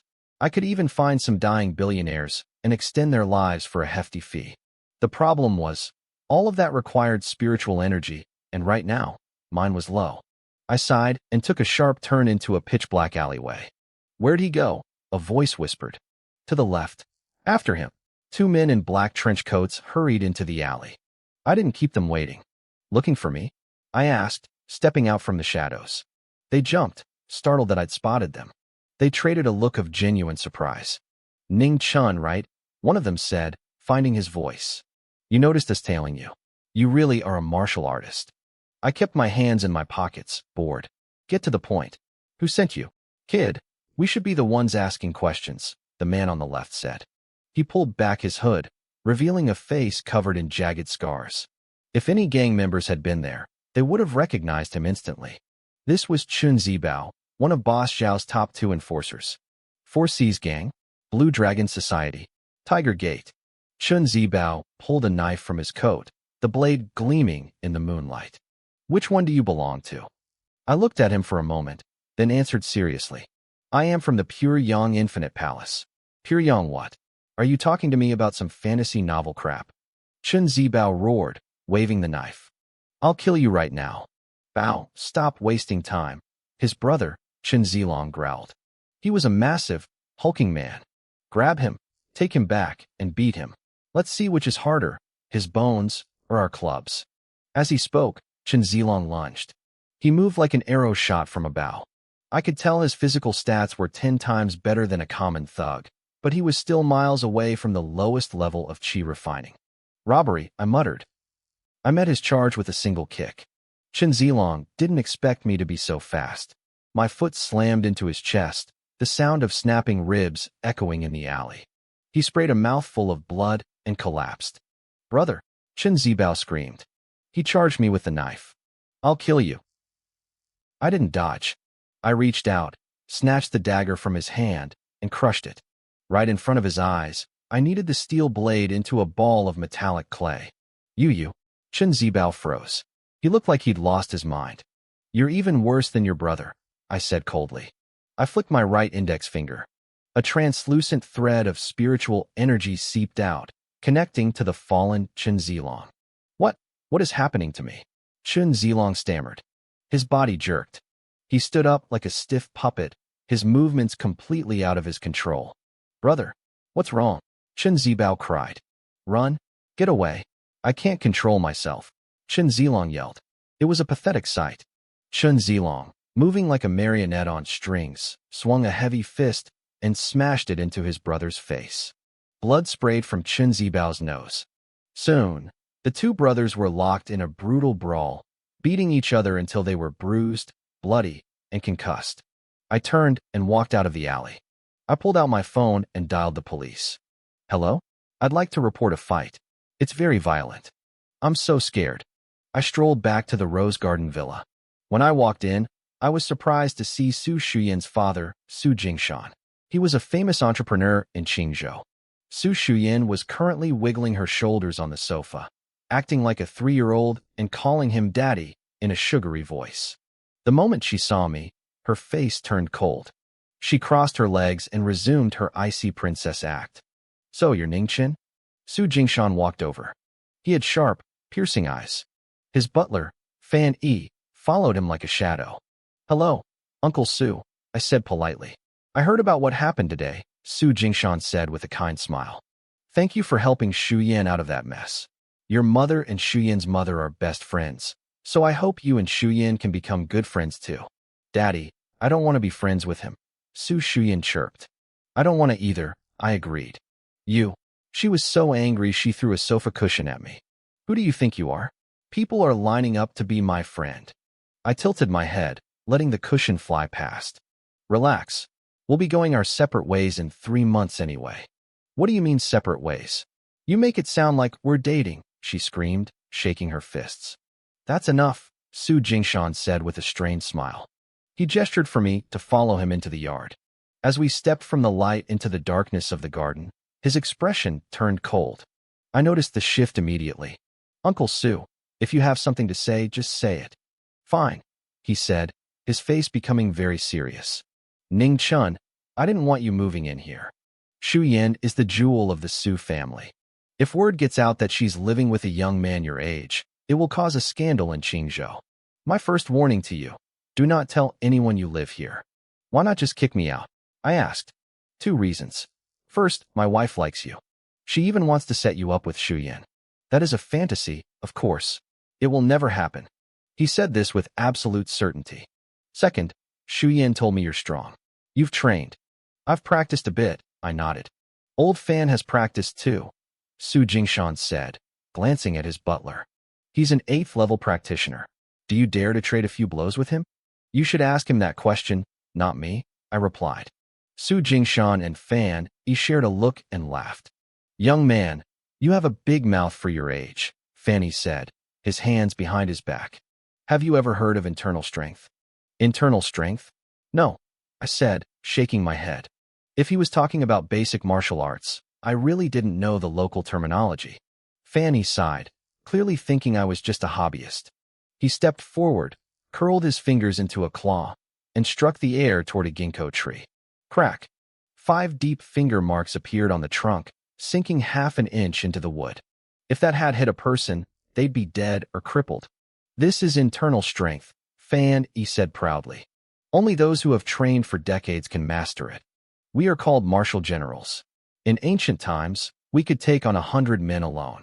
He tucked his hands back behind his back, probably expecting me to be shaking in my boots. Is that just basic inner chi? I thought. I wasn't impressed, but I was curious about how modern martial arts were ranked. Butler Fan, what's above internal strength? I asked. Fanny nodded, impressed that I hadn't fainted from fear. Good composure, but don't get ahead of yourself. A martial general is 1 in 10,000. To reach my level, you first have to master external strength, which takes 10 years of hard work even for the gifted. This old man talked way too much. Old Fan, what do you think? Su Jingshan whispered. Chairman, the butler replied. He's good enough to be the young lady's bodyguard. He can handle ordinary thugs without any issues, Fanny concluded, looking at his boss. Su Jingshan nodded slowly. He turned back to me with a serious expression. I have a mission for you. Protect Shuyan at school, just like you did today. Can you do it? I almost laughed out loud. He wanted me, a nascent soul cultivator who had lived through millennia, to play bodyguard to a college girl? It was creative, I'll give him that. Is this the second reason you kept me around? I asked. Exactly, Su Jingshan said, looking quite pleased with his own logic. This way, I don't have to argue with that person, and you get to stay. Everyone wins. He leaned back, clearly thinking he had me cornered. On top of that, I'll pay you 10,000 yuan a month. A guy your age must be pretty short on cash, right? I didn't even hesitate. I'm just a normal student, Uncle Su. You should probably find someone more qualified. I turned and walked out without another word. Protecting Su Shuyan? Just living in the same house as her felt like suffocating. I wasn't about to sign up for more. Behind me, Su Jingshan's face twitched. He wasn't used to being told no. Fan Yi just shook his head in disbelief. The Su group was a top 10 enterprise in Qingzhou, and the Su family was a famous elite clan. To him, I had just thrown away a golden ticket to change my social status forever. He actually looked like he felt sorry for me. While I was walking away, a different conversation was happening at the Qingda-affiliated hospital. Bai Xiao stood over a hospital bed, staring at Chen Zilong and Chen Zibao. His face was dark. Both brothers were unconscious, and the doctors didn't know when they'd wake up. Brother Xiao, I checked him out, a woman with wine-red hair said, stepping up beside him. Her name was Wang Yinhua. She was Bai Zhao's mistress and his secretary. She looked sexy, but she was sharp. That Zhao Liping is a core member of the Qingzhou University Sonda Club. His parents are nobodies. No background at all, just an uncle who works as a dean. Bai Xiao ground his teeth. He ran a company now to look legitimate, but at his core, he was still a thug who lived off protection money. Damn it. A college kid who practices Sonda is this strong? I don't believe it. He looked at Yinhua, his eyes cold. I don't care who he is. Call the boys. If 10 men aren't enough, send 20. If 20 aren't enough, send 50. If 50 fail, send 100. I don't believe this kid is Superman. If I don't kill him, I can't show my face in the West District anymore. Yinhua frowned slightly, but she nodded. I'll make the calls. We'll get the brothers ready. We'll finish him. The next morning was the first day of school. Su Shuyan got up early and made sure to stomp her feet loudly on the stairs, trying to wake me up. It was a wasted effort. I was already gone, having finished my morning walk hours ago. When we reached the campus, she made me get out at the gate while she and Jiang Tang drove to the underground garage. I didn't mind. I preferred the quiet anyway. The first week was dedicated to freshman military training. I had 1,000 ways to skip it, but I didn't see the point in causing a scene yet. Time's up. 20-minute break, the young instructor shouted. My classmates from clinical class 2 collapsed onto the grass. 50 students were panting, wiping sweat with their sleeves. Standing at attention for 40 minutes was torture for them. This is brutal, one guy groaned. My legs feel like they're breaking. We have 7 more days of this. The instructor shook his head, looking at them with pure disdain. You college kids are too pampered. You can't even stand still for 40 minutes? Useless. A few guys didn't like that. A short-haired student named Li Xianming stood up, puffing out his chest. Instructor, you can't group us all together. Standing at attention is nothing to me. I gym and play basketball every day. My fitness is probably as good as yours. The instructor grinned. Is that so? What's your name? Li Xianming, he barked, looking proud. The girls in class whispered, impressed by his confidence. I just sat back to watch the show. Do you have the guts to compete? The instructor asked. He clearly wanted to teach these kids a lesson. Sure, Li Xianming said. What are we doing? He figured even if he lost, it wouldn't be embarrassing, but if he won, he'd be the campus hero. Push-ups, the instructor said simply. No problem. Li Xianming patted his thick chest muscles. They dropped down side by side. The rule was simple, last man standing wins. Students from nearby classes started crowding around to watch. At first, Li Xianming kept up. But after 80 reps, his form started to crumble. At 100, he was drenched in sweat. At 120, his whole body was shaking like a leaf. Damn, this guy is good, Li Xianming gasped. He looked over at the instructor and nearly choked. The instructor wasn't even using both arms. He was doing one-handed push-ups, moving with a steady, rhythmic pace. Li Xianming collapsed and stood up, red-faced. Instructor, why didn't you say anything? The instructor stood up, barely even-winded, his face only slightly flushed. Brother, you lost miserably, a guy nearby whispered to Li Xianming. You were using two arms. He was using one the whole time. Li Xianming's face turned bright red. He finally realized the gap between a gym hobbyist and a trained soldier. A college kid wanting to challenge us? Too naive, the other instructors nearby joked, laughing among themselves. Li Xianming slinked back to the group. The instructor looked around at the rest of us. Anyone else feel like they're special? Step up. Silence. If the strongest guy in class got smoked, nobody else was going to try. Then the instructor added one more thing. If you can beat me, you're exempt from the rest of military training. My ears perked up. I looked at him and felt a spark of interest. Oh, if you put it that way, I'm interested. Beside me, a chubby kid named Fong encouraged our largest classmate, Zhang Dachuan. Dachuan, you're huge, go try. Zhang Dachuan shook his head. I can do 70 push-ups max. Maybe 21-handed. The instructor would kill me in seconds. Their fitness is just on another level. True, Fong sighed. We can't compete. All right, back to training, the instructor shouted. I raised my hand. Actually, instructor, I'd like to try. The entire class of 50 students froze. Every single eye turned to me. You? Li Xianming sneered. To him, I looked skinny and weak, with zero visible muscle.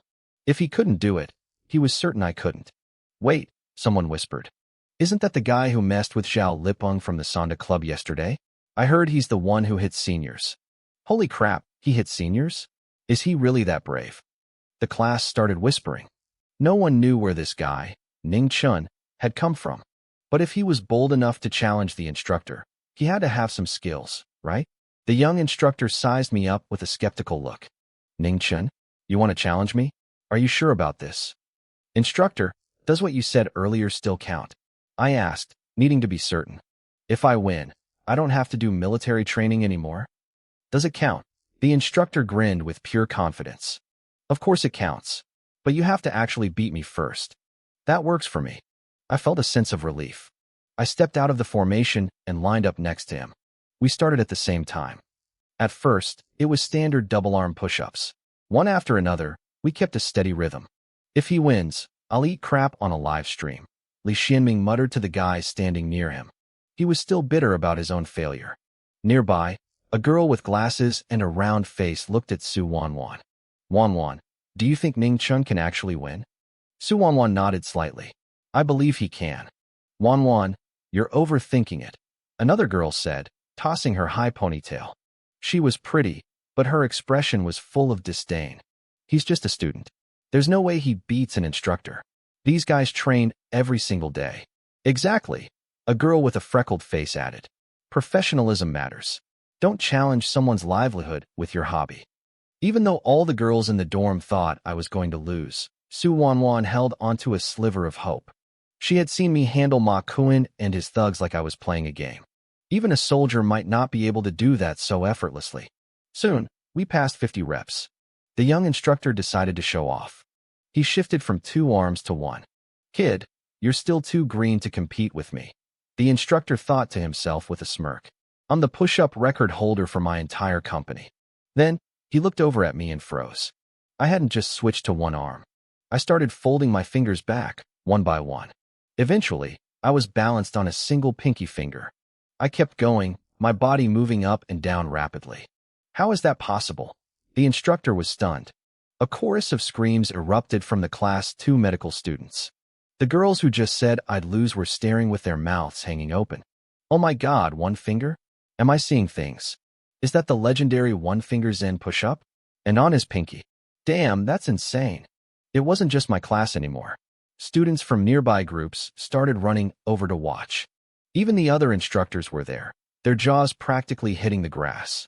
Li Xianming, who prided himself on being the fittest guy in class, turned bright red. He looked like he'd been slapped across the face multiple times.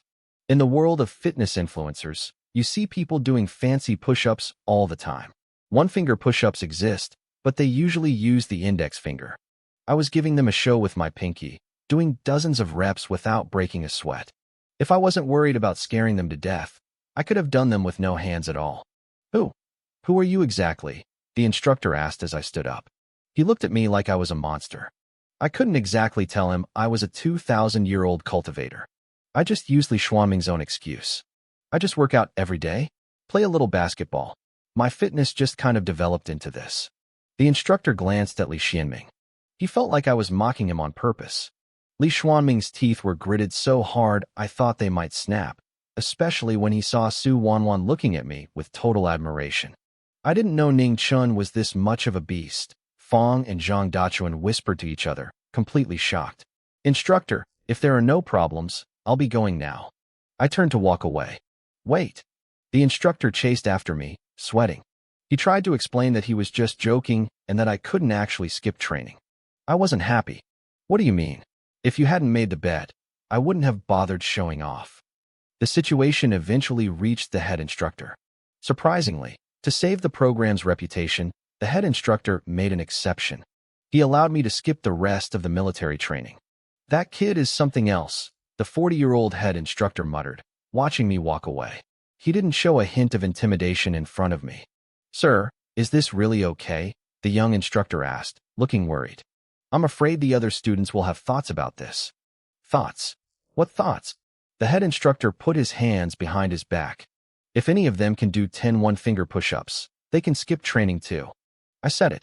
I wandered around for a bit, changed out of my uniform, and bought a box of ice cream at the school store. I walked along, enjoying the treat. Isn't that Su Shuyan and Jiang Tang? As I passed the basketball courts, I spotted two familiar faces. I found a nice shady spot to sit down. This was where the performing arts majors were training. There were beautiful girls everywhere, but I wasn't there to stare. I just wanted a cool place to finish my ice cream. It was strange, though.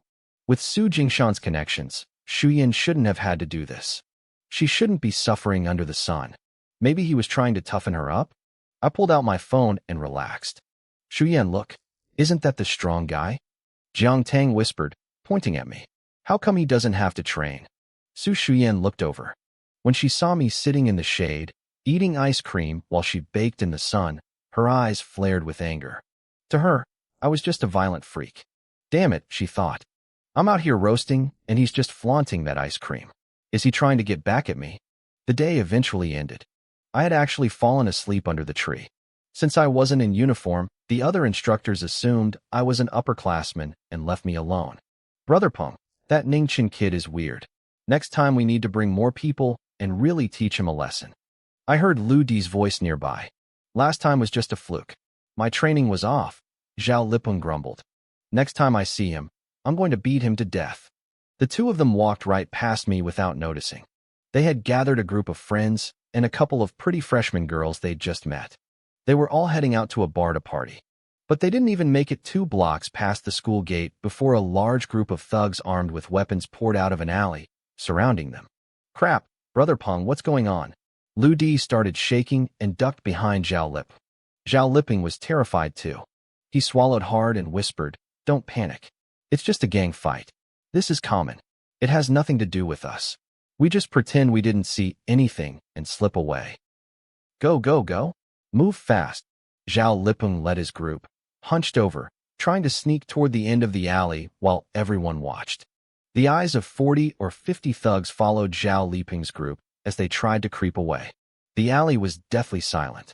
Lu Di was shaking like a leaf, his voice trembling as he whispered to his leader, "Brother Peng, I don't think this feels right. I think they're all looking at us." "Shut up," Zhao Liping hissed back. He turned to curse at his friend, but he didn't get the chance. A thug in a floral shirt, sporting bleached yellow hair and clutching a massive machete, stepped forward. Without a word, he swung his leg and kicked Zhao Liping square in the face. The impact was loud.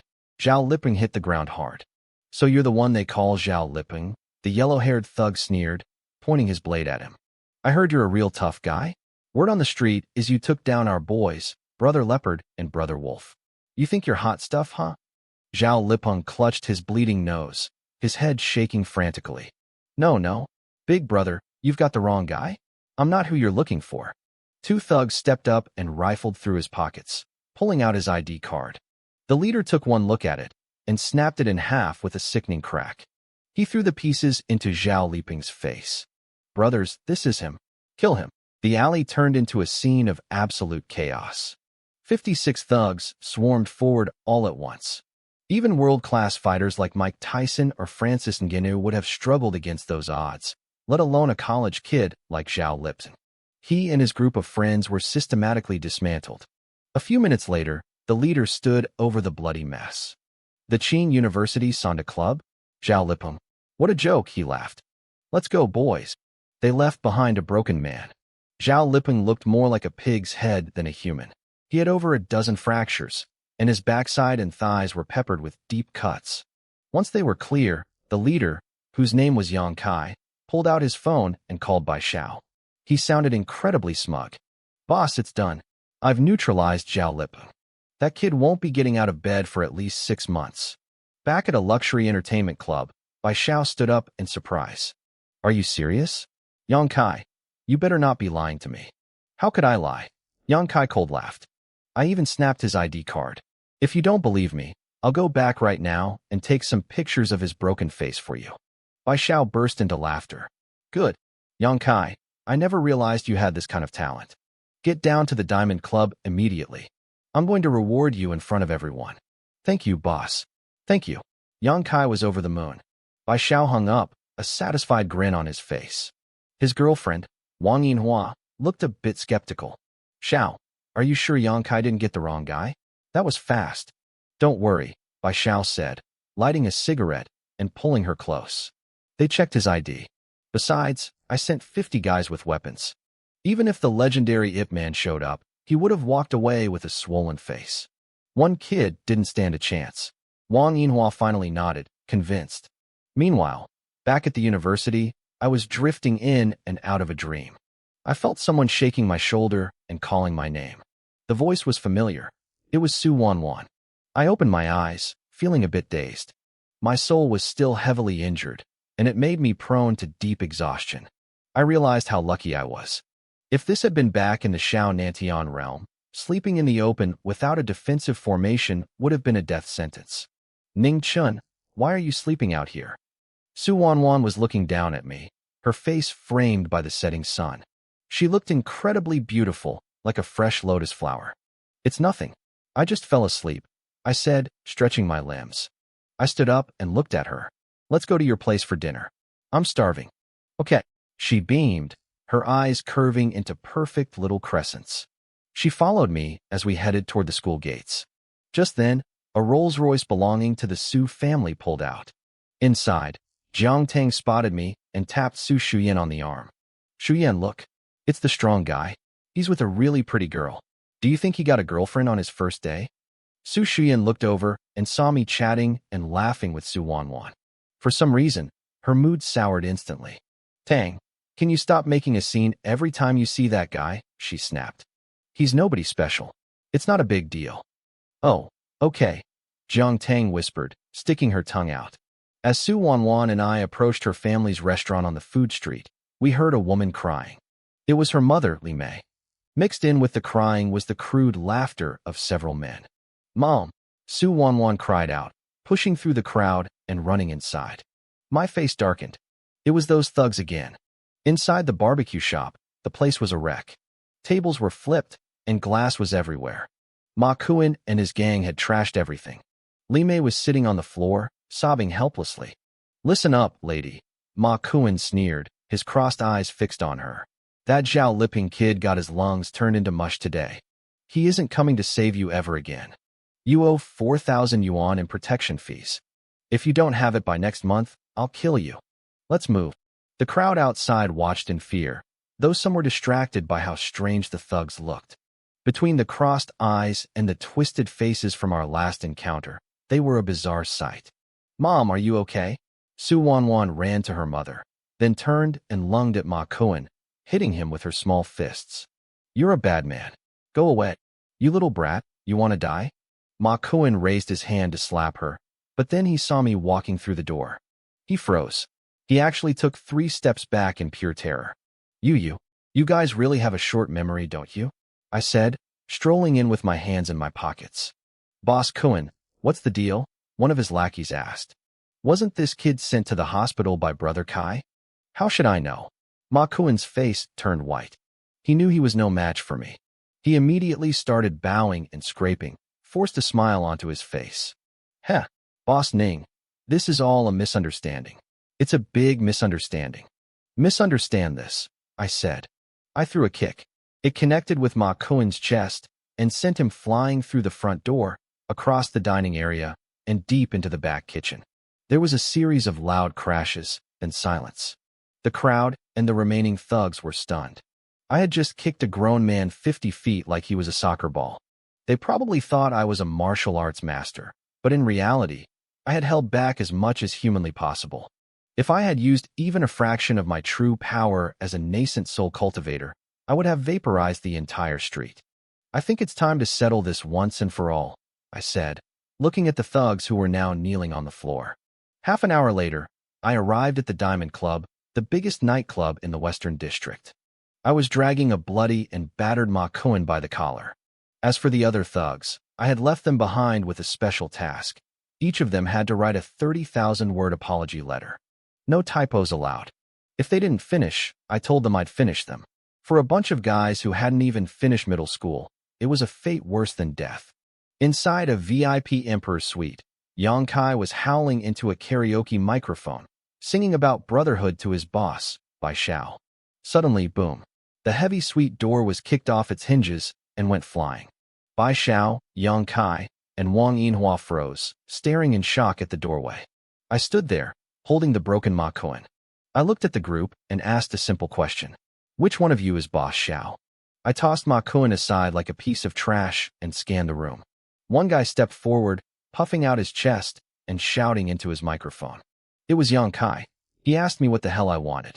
I looked at him and asked if he was Boss Xiao. He claimed he was. I didn't waste a single breath. I blurred across the room and started unloading slaps onto his face. The sound was like a string of firecrackers going off. Pop, pop, pop. I was moving too fast for their human eyes to track. By the time the real Boss Xiao and a woman named Wang Yinhua realized what was happening, Yang Kai's face looked like a swollen pig's head. Blood sprayed from his nose, and his front teeth clattered onto the floor. The real boss, Bai Xiao, roared in fury. He ordered his men to kill me. A dozen thugs from inside the suite and a dozen more from the hallway lunged at me all at once. It was a chaotic mess of flying fists and shouting. It lasted less than a minute. When the dust settled, there wasn't a clear spot on the floor to step. The room was carpeted in groaning bodies with broken limbs. The coffee table was shattered into a million jagged shards of glass. It was a massacre. Bai Xiao collapsed onto the sofa, his face pale with shock. He stammered, asking who the hell I was. I looked him dead in the eye. I had known from the start that he was the man in charge. He tried to play dumb, asking if I was someone named Zhao Liping. He realized Yang Kai had been tricked, but he still didn't understand who he was dealing with. I told him he at least had a bit of a brain. Then, I vanished. Before he could blink, I was sitting right next to him on the sofa. In the dim light of the club, I must have looked like a ghost. Wang Yinhua cowered in the corner, her pupils dilating in sheer terror. Bai Xiao tried to scream and run, but I pinned him down with one hand. I leaned in and whispered that a small-time thug like him wasn't worthy of knowing my identity. I told him I ate at that barbecue shop often. If he ever sent another group of losers to ruin my dinner, I would blow his head off. He was too stunned to respond quickly, so I gave him 3 hard slaps across the mouth. His nose exploded in a red mist, and he started wailing like a stuck pig. He nodded frantically, promising to stay away. I told him I was a little short on cash and demanded 200,000 yuan. He was terrified and immediately told Wang Yinhua to transfer the money. I stopped her. I wasn't an idiot. Digital transfers leave a paper trail he could use to call the police for extortion. I demanded cash. Using spells to wipe memories would just waste my spiritual energy. A few minutes later, some lackeys brought in bags of cash. I grabbed the money and stood up. I gave them one last warning. That barbecue shop was my rice bowl. If they messed with it, they were messing with my life. I walked out the door without looking back. Once I was gone, Bai Zhao's fear turned into a volcanic rage. He screamed at the walls, swearing he would kill me for taking his money. Wang Yinhua tried to warn him that I was a powerful martial artist we shouldn't provoke, but he just turned and slapped her across the face. He claimed he only lost because he hadn't used his iron sand palm technique. He sat back on the sofa, his eyes narrowing as he plotted a way to get me back. He couldn't win a fair fight, so he'd play dirty. He didn't notice the look of pure malice in Wang Yinhua's eyes as she crawled off the floor. I headed back to Li Mei's barbecue shop. The thugs I'd left there had actually done a good job cleaning the place up. I walked up to Li Mei and handed her a thick stack of bills worth 100,000 yuan. She stared at the money, her hands trembling. She asked where I got it. I lied and told her I'd gone to reason with Boss Xiao, and he'd agreed to pay for the damages. She didn't entirely believe me, but I pressed the cash into her hands. I told her to use it to renovate the shop. Then, I told her I was hungry. She wiped her eyes and rushed into the kitchen to cook for me. I sat down, and Su Wanwan took the seat across from me. Her eyes were watery and full of something I didn't like. She asked if the thugs were really gone for good. I told her they probably were. She was curious, asking if I'd fought them all by myself. I played it cool. I told her I just used my words to convince them. She looked at me with pure adoration, her face flushing red. She told me she didn't know how to thank me. I told her to just stop annoying me. She froze, looking hurt and confused. She was the school beauty who had guys begging for her number every day, yet I treated her like a nuisance. I didn't apologize. As a 2,000-year-old cultivator, I saw the seeds of love in her eyes. Love is a shackle on the path to immortality. It was better to crush those feelings now before they could grow. When school officially started, my schedule for the medical program was packed. I didn't listen to a single word the professors said. I spent every class either sleeping on my desk or reading novels on my phone. My classmates, Fang Xiaoping and Zhang Dachuan, watched me with pity. Medical school isn't like other majors. You can't just wing it. They were drowning in textbooks and stress. After a long physiology lecture, Fang Xiaoping asked if I was worried about failing all my finals. Zhang Dachuan complained about how much there was to memorize. I just shrugged. I told them medical school was just about memorizing books, and I'd just cram at the end of the semester. I walked out of the classroom, leaving them stunned.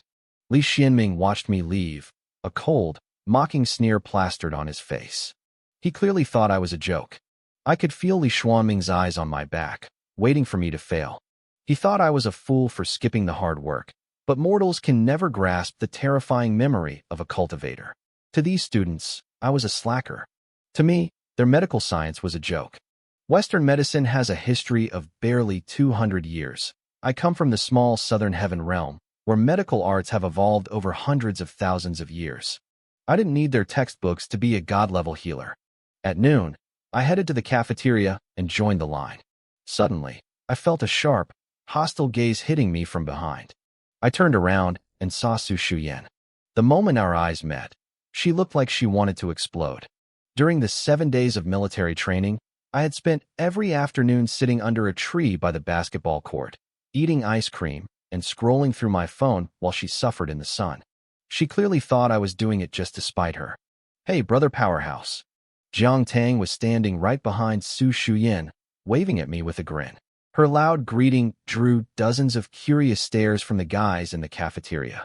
I simply nodded back at her. Suddenly, a wave of high-pitched squeals erupted from the girls in line. I looked over and saw a tall, handsome guy walking toward the queue, spinning a basketball in his hand. The girls in front of me started whispering frantically. They identified him as Xing Shufei, a junior and a former star on the provincial track and field team. Rumor had it his family was incredibly wealthy. He was the definition of a sunny school prince. Xing Shufei and his group of friends cut right in a line behind Su Shuyan and Jiang Tang. His friends nudged him, whispering and smirking. "Hey, Junior, you're Su Shuyan, right? You're pretty famous around here," Xing Shufei said, flashing a confident smile. Normally, a girl like Su Shuyan, the heiress to the Su group, wouldn't give a guy like him the time of day. She preferred mature, stable men. But then she noticed me watching. A mischievous glint flashed in her eyes, and she suddenly beamed at him. "Senior, I am Su Shuyan." "Hello," she chirped. Xing Shufei looked stunned. He didn't expect her to be so friendly. Hello. What do you want to eat? It's on me." Su Shuyan was breathtaking. Between her delicate features, fair skin, and those long, elegant legs, she had an aura of wealth that made even a player like Xing Shufei feel lucky just to stand near her. "Oh, I couldn't possibly let you pay," she said, letting out a soft, melodic laugh. Jiang Tang watched them, her brow furrowed in confusion. She knew Su Shuyan's taste, and a jock like Xing Shufei wasn't it. Then she saw Su Shuyan stealing glances at me. She realized exactly what was happening and stifled a laugh. Shuyan was being incredibly childish. Su Shuyan expected me to be jealous. She wanted to see me burn with rage while she flirted with another man. Instead, I grabbed my tray, paid for my food, and walked away without a second glance. Her smile vanished instantly. She watched my retreating back, her teeth clenched. She was convinced I was just acting tough, hiding my heartbreak behind a mask of indifference. "Junior, what would you like? I'll get it for you," Xing Shufei said, still smiling like an idiot. Su Shuyan looked at him, and a wave of disgust washed over her. Her face turned cold and distant in a heartbeat. "No thanks, Senior. I have hands." As I sat down to eat, I noticed her staring at me from 3 tables away. I pulled out my phone and sent her a WeChat message. "Why do you keep looking at me?" Her face turned bright red the moment she read it. She snapped back a reply. "Who's looking at you, narcissist?" She was fuming. How could someone be this annoying? Jiang Tang leaned over, trying to peek at the screen. "Oh my God, Shuyan, are you chatting with Brother Powerhouse?" "Let me see." "It's nothing," Su Shuyan snapped. She immediately blocked my number. She sat there, waiting for me to look frustrated or disappointed when my next message failed to deliver. But I just kept eating in silence. The peace didn't last. A group of tough-looking guys marched into the cafeteria. At the lead was a burly youth with a buzz cut, dragging a trembling, bespectacled student by the collar. They stopped right near Su Shuyan's table. "Find this Ningchen kid. Now, I have business with him," the burly guy growled. Okay, Jingfu," the glasses-wearing student stammered. The burly guy, Jiang Jingfu, put his hands on his hips. He looked like he was ready to break someone. "I go away for a few days for a competition, and this is what happens." Su Shuyan froze. She had wanted to see me suffer a little, but these guys looked dangerous. She quickly unblocked me and typed a message. "Hey, did you mess with the wrong people? They're looking for you. Get out through the back door now." But it was too late. The student in glasses pointed straight at me. "Jingfu, that's him. That's Ning Chun. I see him," Jiang Jingfu said. He and his crew marched toward my table. Students scrambled out of their way like frightened birds. I heard whispers around me. People recognized him as the president of the Sonda Kickboxing Club. He was a multi-time champion and a local legend. No one dared to cross him. Jiang Jingfu reached my table and slammed his palm down. The force rattled my stainless steel tray, splashing soup everywhere. I hate it when people interrupt my meals. I didn't explode. I just looked up calmly. "If you have something to say it here." "Fine," Jiang Jingfu sneered. "My brother, Zhao Lipeng, was put in the hospital a few days ago. 20 broken bones. Dozens of stitches. Do you know who did it?" "How should I know?" I asked. "Don't play dumb," Jiang Jingfu roared. He flipped my tray, sending my lunch flying across the floor. "I did my homework. You provoked some thugs outside of school and used Lipeng's name to take the fall. Was that you?" "He was the one who came looking for trouble first," I said simply. "So you admit it?" Jiang Jingfu's voice was a low, lethal growl. What if I do? I met his gaze, my expression flat. The entire cafeteria went silent. Hundreds of students watched with wide eyes. Xing Shufei, the track star, shook his head. He knew Jiang Jingfu's reputation. In this school, unless you were from the elite martial arts club, you didn't stand a chance against the Sonda president. He's dead, Xing Shufei whispered. He's in huge trouble now. Jiang Tang gripped Su Shuyan's arm, her face pale. Shuyan, what do we do? Su Shuyan had a massive headache. She knew this was going to be a disaster. She quickly pulled out her phone, her fingers trembling slightly. She told me she knew a few professors and would try to contact them to intervene. On the other side of the table, Jiang Jingfu was vibrating with rage. He clearly wanted to beat me into a pulp right then and there to avenge Zhao Lip. But one of his lackeys leaned in and whispered in his ear.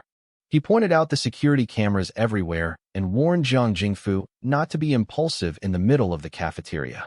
He suggested taking me back to their own turf to educate me properly. Jiang Jingfu suppressed his anger, leaning his weight on my table. He glared at me with eyes full of malice. He asked if I had the guts to follow them to the Sonda Club's activity room to talk. Lead the way, I said, standing up. Jiang Jingfu and his crew froze. They didn't expect a freshman to be so bold. Jiang Jingfu let out a cold snort and told me I at least had some spine. He knew he couldn't do much in public. The school had rules, after all. But once we reached his territory, he figured he could do whatever he wanted. A few minutes later, they led me to the Student Activity Center. The Sonda Club was a major organization on campus, so they had a massive, private room about the size of a standard basketball court. Get in there, Junior, one of the club members said with a smirk. I walked in without hesitation. Behind me, I heard the heavy thud of the door being locked. The smirk on the guy's face instantly turned into a predatory snarl. He shouted that he was going to kill me and lunged forward, aiming a vicious kick at my back. I didn't even turn around. I reached back, caught his ankle in midair, and before he could even process what happened, I swung him like a human club. Asterisk thud. Thud. Thud. Asterisk. 6 club members, including Jiang Jingfu, were sent flying. They slammed into the walls like ragdolls. Jiang Jingfu scrambled up, cursing me, and tried a front kick. I didn't bother with fancy moves. I ignored his kick and just started throwing punches. Within seconds, Jiang Jingfu couldn't take it anymore. His forearms were swollen, and his face was a map of bruises. The other members were in even worse shape. Some had broken bones. Others were clutching their stomachs and vomiting on the floor. Stop! Stop hitting us! Jiang Jingfu cried out. He was in agony, convinced his arm was snapped. You think you get to decide when we stop? I asked. I slapped him across the face, leaving him dazed and spinning. I reminded him how tough he acted back in the cafeteria. Then I kicked him so hard he flew backward, smashing right through the locked door. The lock snapped off as he tumbled out into the hallway, gasping for air. Just outside, a group of people was walking down the second-floor corridor. They were surrounding a young man in his mid-20s like he was a celebrity. His name was Duan Shuelu. People were congratulating him on placing in the top 3 of the provincial martial arts competition. They were saying he was a lock for the Longhu Martial Arts Hall, one of the 4 elite halls in the country.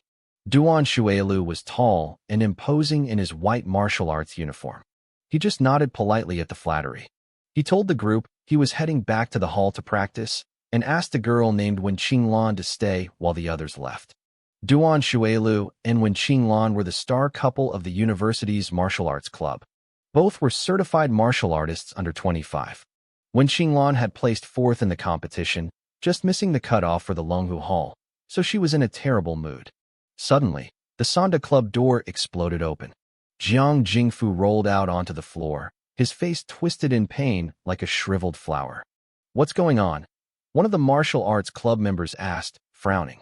Why is Jiang Jingfu beaten like this? As they moved to help him, I stepped calmly out of the room. I stopped when I saw the group. My eyes landed on Duan Shuelu. I was actually surprised. This guy's physical condition had reached the first level of the body refining stage. In the cultivation world, that's the absolute bottom, hardly even a cultivator.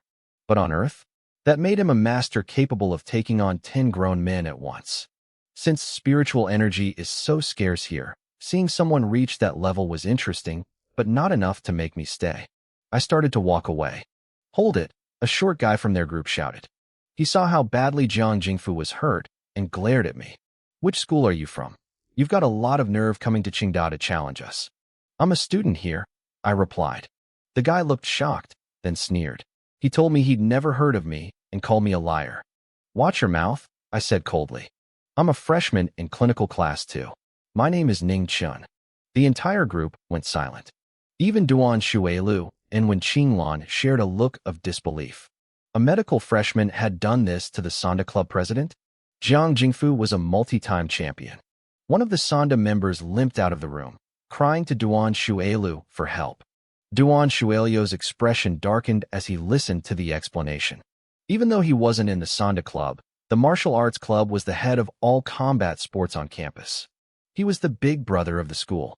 He couldn't just let this go.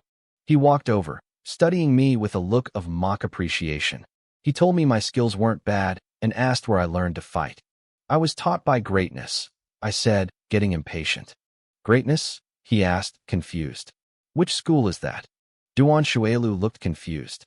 He started listing off famous sports universities, wondering if I was a transfer student from some prestigious martial arts program. "I was taught by my grandfather," I lied, making it up on the spot.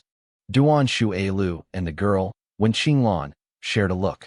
Duan Shuelu let out a dry laugh, trying to play it off. He told me I was humorous and then got straight to the point. He wanted me to join the martial arts club. He started rambling about how martial artists were the most sought-after talent in society today and called me a fine specimen. "Goodbye," I said. I waved a hand and turned to walk away. When Qinglan was fuming. She rushed forward in 3 quick steps to block my path. She asked me what was wrong with me, claiming that not just anyone could get into their club. She started bragging about the high salaries martial artists earned. She told me that even if I worked myself to death as a doctor, I wouldn't make in a lifetime what a martial artist made in a month. I rolled my eyes. I was only at this university to kill time. I didn't want to be a doctor, and I definitely didn't want to be a professional fighter. "Sorry, I'm really not interested," I said. "Move aside." I reached out and pushed Wen Qinglan out of the way. I wanted to make a clean exit, but suddenly, I felt a sharp rush of wind behind my head. The big brother was attacking. The club members looked excited.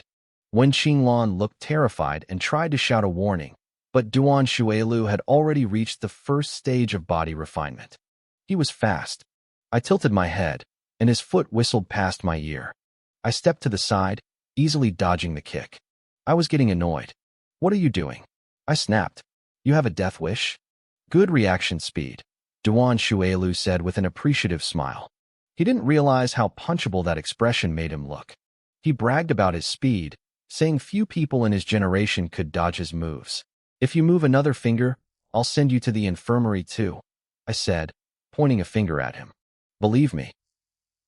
The club members burst out laughing.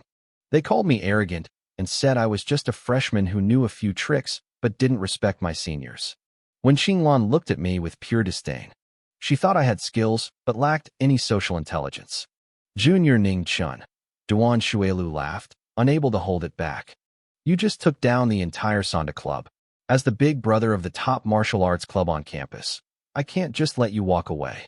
"Then what do you want?" I asked flatly. "Let's have a match," he replied. He clearly wanted to show me the gap between a hobbyist and a real martial artist. "Fine." I raised my fists immediately. No, he said, waving his hands. "Not here.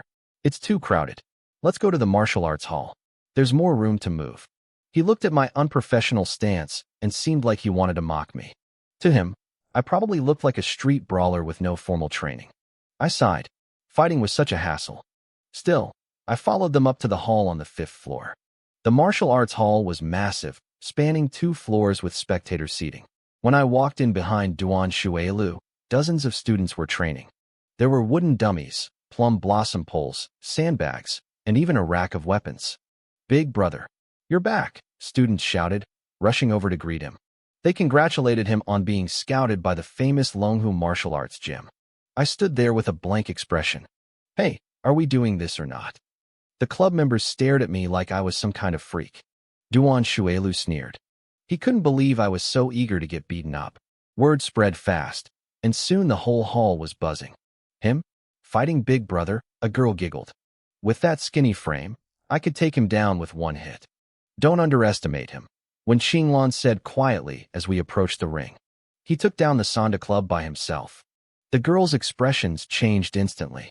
The guys, however, remained unimpressed. They called the Sonda Club a bunch of losers and said Sonda couldn't compare to their traditional martial arts.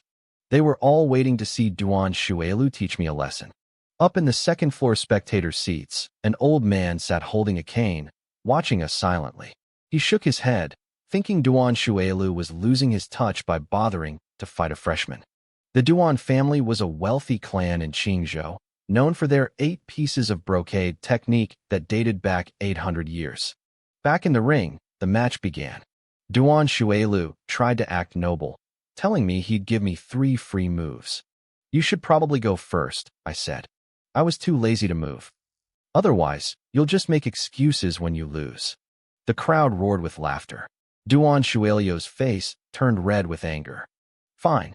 Fists have no eyes. Watch yourself. He tensed his back. Suddenly, his joints began to pop and crackle like firecrackers. It was a sign of immense physical power. Wen Qinglan nodded in approval, noting that he was serious now. Duan Shuelu's eyes turned fierce. He dropped his weight and then launched himself forward like an arrow from a bow. To a normal person, he would have been a blur. To me, he was moving like a snail. All that posing and noise, I muttered. I thought you were at least at the Golden Core stage. I didn't bother using any special techniques. I just wound up a simple punch and swung. Bang! My fist slammed directly into Duan Shuelu's face. The impact sent him flying backward. Blood sprayed from his nose, painting the air. The old man in the stands bolted upright, his eyes wide with shock. Duan Shuelu sailed through the air for a full second before crashing down outside the ring. He clutched his face, howling in pain as blood pooled on the floor. The strongest man in Qingda had been one shot. Boring, I said. I hopped off the stage and walked out. I turned and walked toward the martial arts hall exit. I didn't care about the glory or the shock on everyone's faces. I just wanted to leave. Stop right there. Wen Qinglan called out, her voice trembling with panic. I paused and glanced back. What? Do you want to try a few moves with me too? She stared at me, her eyes wide as if she were seeing a ghost. You, who exactly are you? Are you really a freshman at this school? Class 2, Linchuan Major, I said, waving my hand dismissively. Look it up yourself if you don't believe me. I turned to leave again, but a sudden gust of wind rushed toward my back. It was Duan Shuelu. Apparently, he couldn't handle losing in front of a crowd and decided a sneak attack was his best option. I sighed. Was he addicted to losing? Without even looking, I reached back and caught his flying kick midair. I gripped his foot firmly and gave it a sharp, violent twist in the opposite direction. Snap! The sound of bone breaking echoed through the quiet hall like a dry branch snapping. Duan Shuelu's scream followed a split second later, a high-pitched wail of pure agony. My foot. My foot. Is it broken? I asked coldly. I didn't feel a shred of pity. A crowd of martial arts club members rushed onto the stage, surrounding their fallen leader. Duan Shuelu was clutching his mangled foot, tears streaming down his face as he howls at the top of his lungs. Call an ambulance. Why are you just standing there? Call them now. He glared at me through the pain, his face twisted in rage. You're dead, Ning Chun. This isn't over. I'll kill you. I ignored his threats. People were already fumbling with their phones to call for help. I shoved my hands in my pockets and walked out. I figured that after this, nobody at Qingda University would bother me for a while. I was almost out of the student activity center when Qinglan stopped me again. Wait. Now what? I turned around, feeling my patience thinning. This time, she wasn't alone. An old man in a sharp suit stood beside her. He looked to be in his 70s, leaning on a rosewood cane with a head of silver hair. He looked kind, but his eyes were sharp and filled with a complex emotion as he studied me. Hello, old principal. A few passing students called out respectfully. I realized who he was and shot Wen Qinglan an annoyed look. She had run to report me faster than I expected. The old man chuckled softly. I didn't expect to find a master of the outer realm hidden among our freshmen. Tell me, young friend, where did you come from? I'm just a normal student, I replied. The old man's eyebrows knitted together. A normal student who can take down Duan Shuelu in one hit? Do you know that he just took third place in the provincial youth martial arts competition? The school was planning to recommend him to the Longhu Martial Arts Hall. I don't know anything about competitions or halls, I said honestly. I just know he's weak. Wen Qinglan looked like she wanted to slap me for the insult, but she kept her mouth shut. She knew her strongest, senior brother hadn't even stood a chance. Young man, come to my office, the old man said, his tone turning serious. You broke his foot. This is a bigger deal than you think. Without my intervention, your path in martial arts might end right here. You young people are far too reckless. I didn't have anything better to do, so I followed him. I wanted to see what kind of background this Duan Shuelu actually had. On the way, I learned the old man's name was Wen Yu. He was Wen Qinglan's grandfather and the former president of the university. He was a man of great influence. Once we were in his office, he had Wen Qinglan brew some tea. He sat across from me, smiling like a fox. Ning Chun, a skill like yours doesn't come without a master's guidance, Wen Yu said. Who is your teacher? You wouldn't know them even if I told you, I said, a flicker of a distant memory crossing my mind. What an ego! Wen Qinglan snapped as she set the tea down. My grandfather is a director of the Qingzhou Martial Arts Association.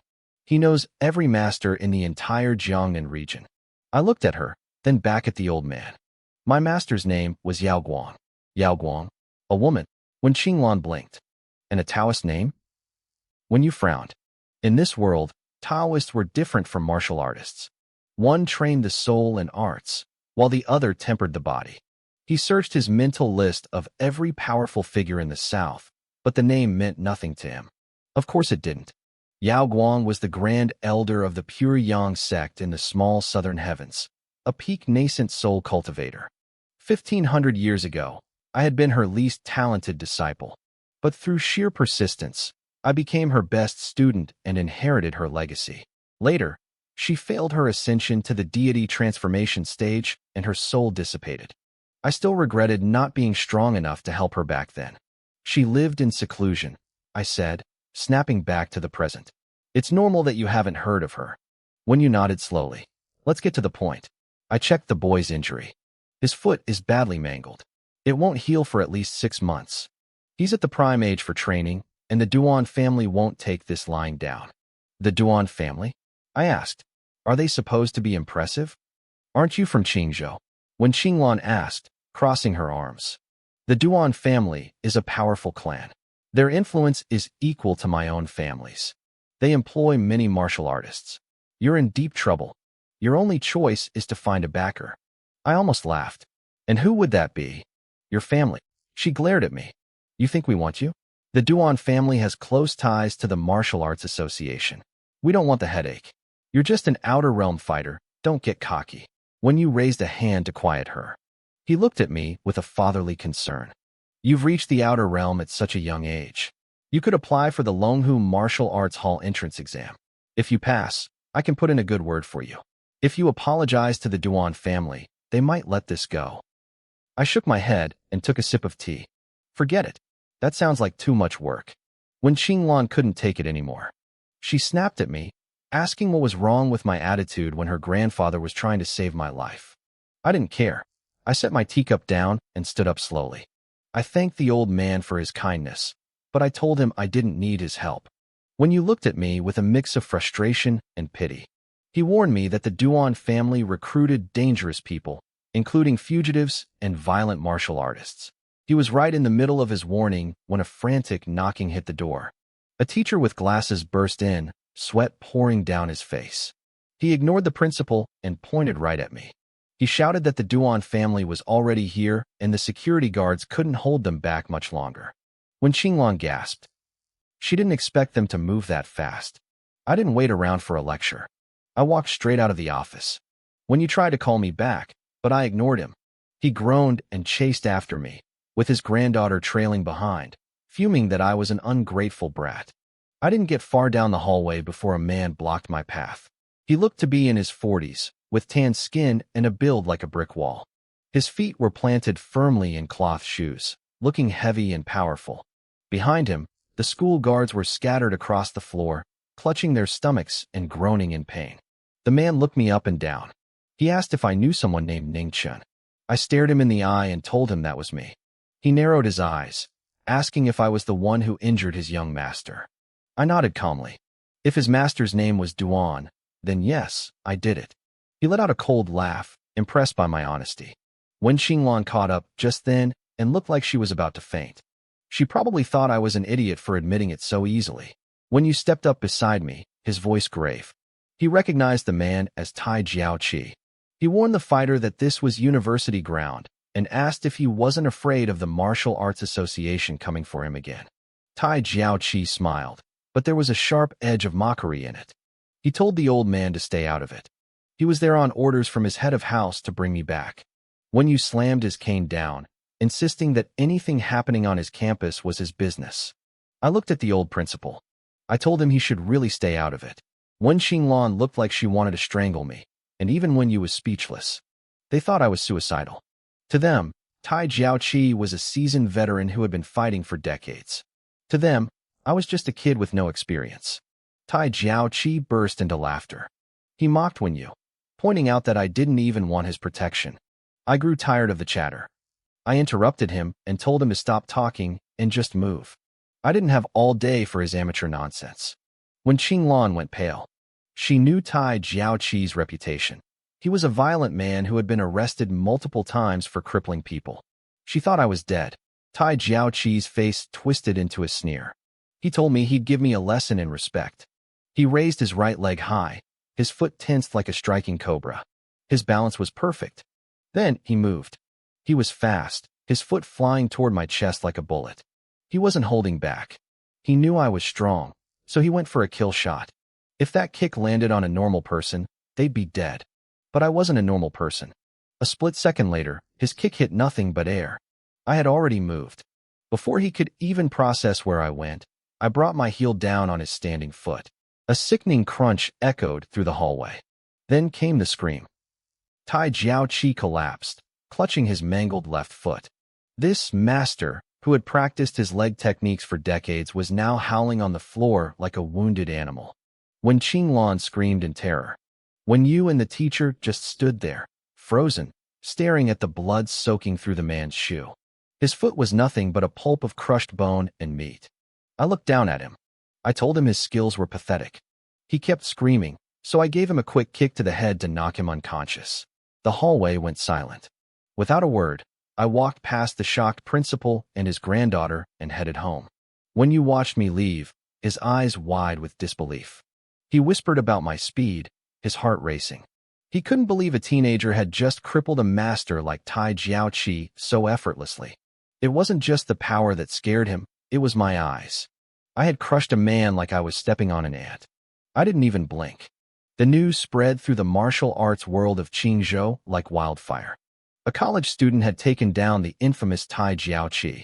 In a private manor on the edge of the city, a man named Duan Rong sat staring at his phone. He was the head of the Duan family and the father of the boy I had humbled. His face was grim. His butler walked in and delivered the medical report. Tai Jiaoqi's foot was destroyed beyond repair. He would never walk without a crutch again. Duan Rong gritted his teeth. He asked who I really was. The butler revealed that I was a medical student from Danyang, but there was a catch. I was currently living with the daughter of Su Jingshan. Duan Rong paused. The Su family was a powerhouse in Qingzhou, easily matching the Duan family's influence. If I was backed by them, a direct confrontation would be war. He ordered the butler to dig deeper. He wanted to know who my teacher was and exactly what my relationship was with the Zus. Then, he told the butler to go find a man named Tu Tao. When the butler heard that name, he visibly shivers. Tu Tao was the strongest fighter among the Duan family's hired experts, a truly ruthless character. The butler hesitated, then suggested a different path. He asked Duan Rong if they should let the Martial Arts Association handle it. A charge of intentional injury could land me in prison for 3 to 10 years. By the time I got out, I'd be a broken man. Duan Rong's eyes flashed with a cold, murderous light. He growled that we could break both of my legs first, then hand me over to the authorities. To him, simply throwing me in a cell wasn't enough to pay for what I did to his son. In the old days, he said, I would have been a corpse rotting in the street by now. I didn't give the Duan family a second thought. To a cultivator like me, a local wealthy family was nothing.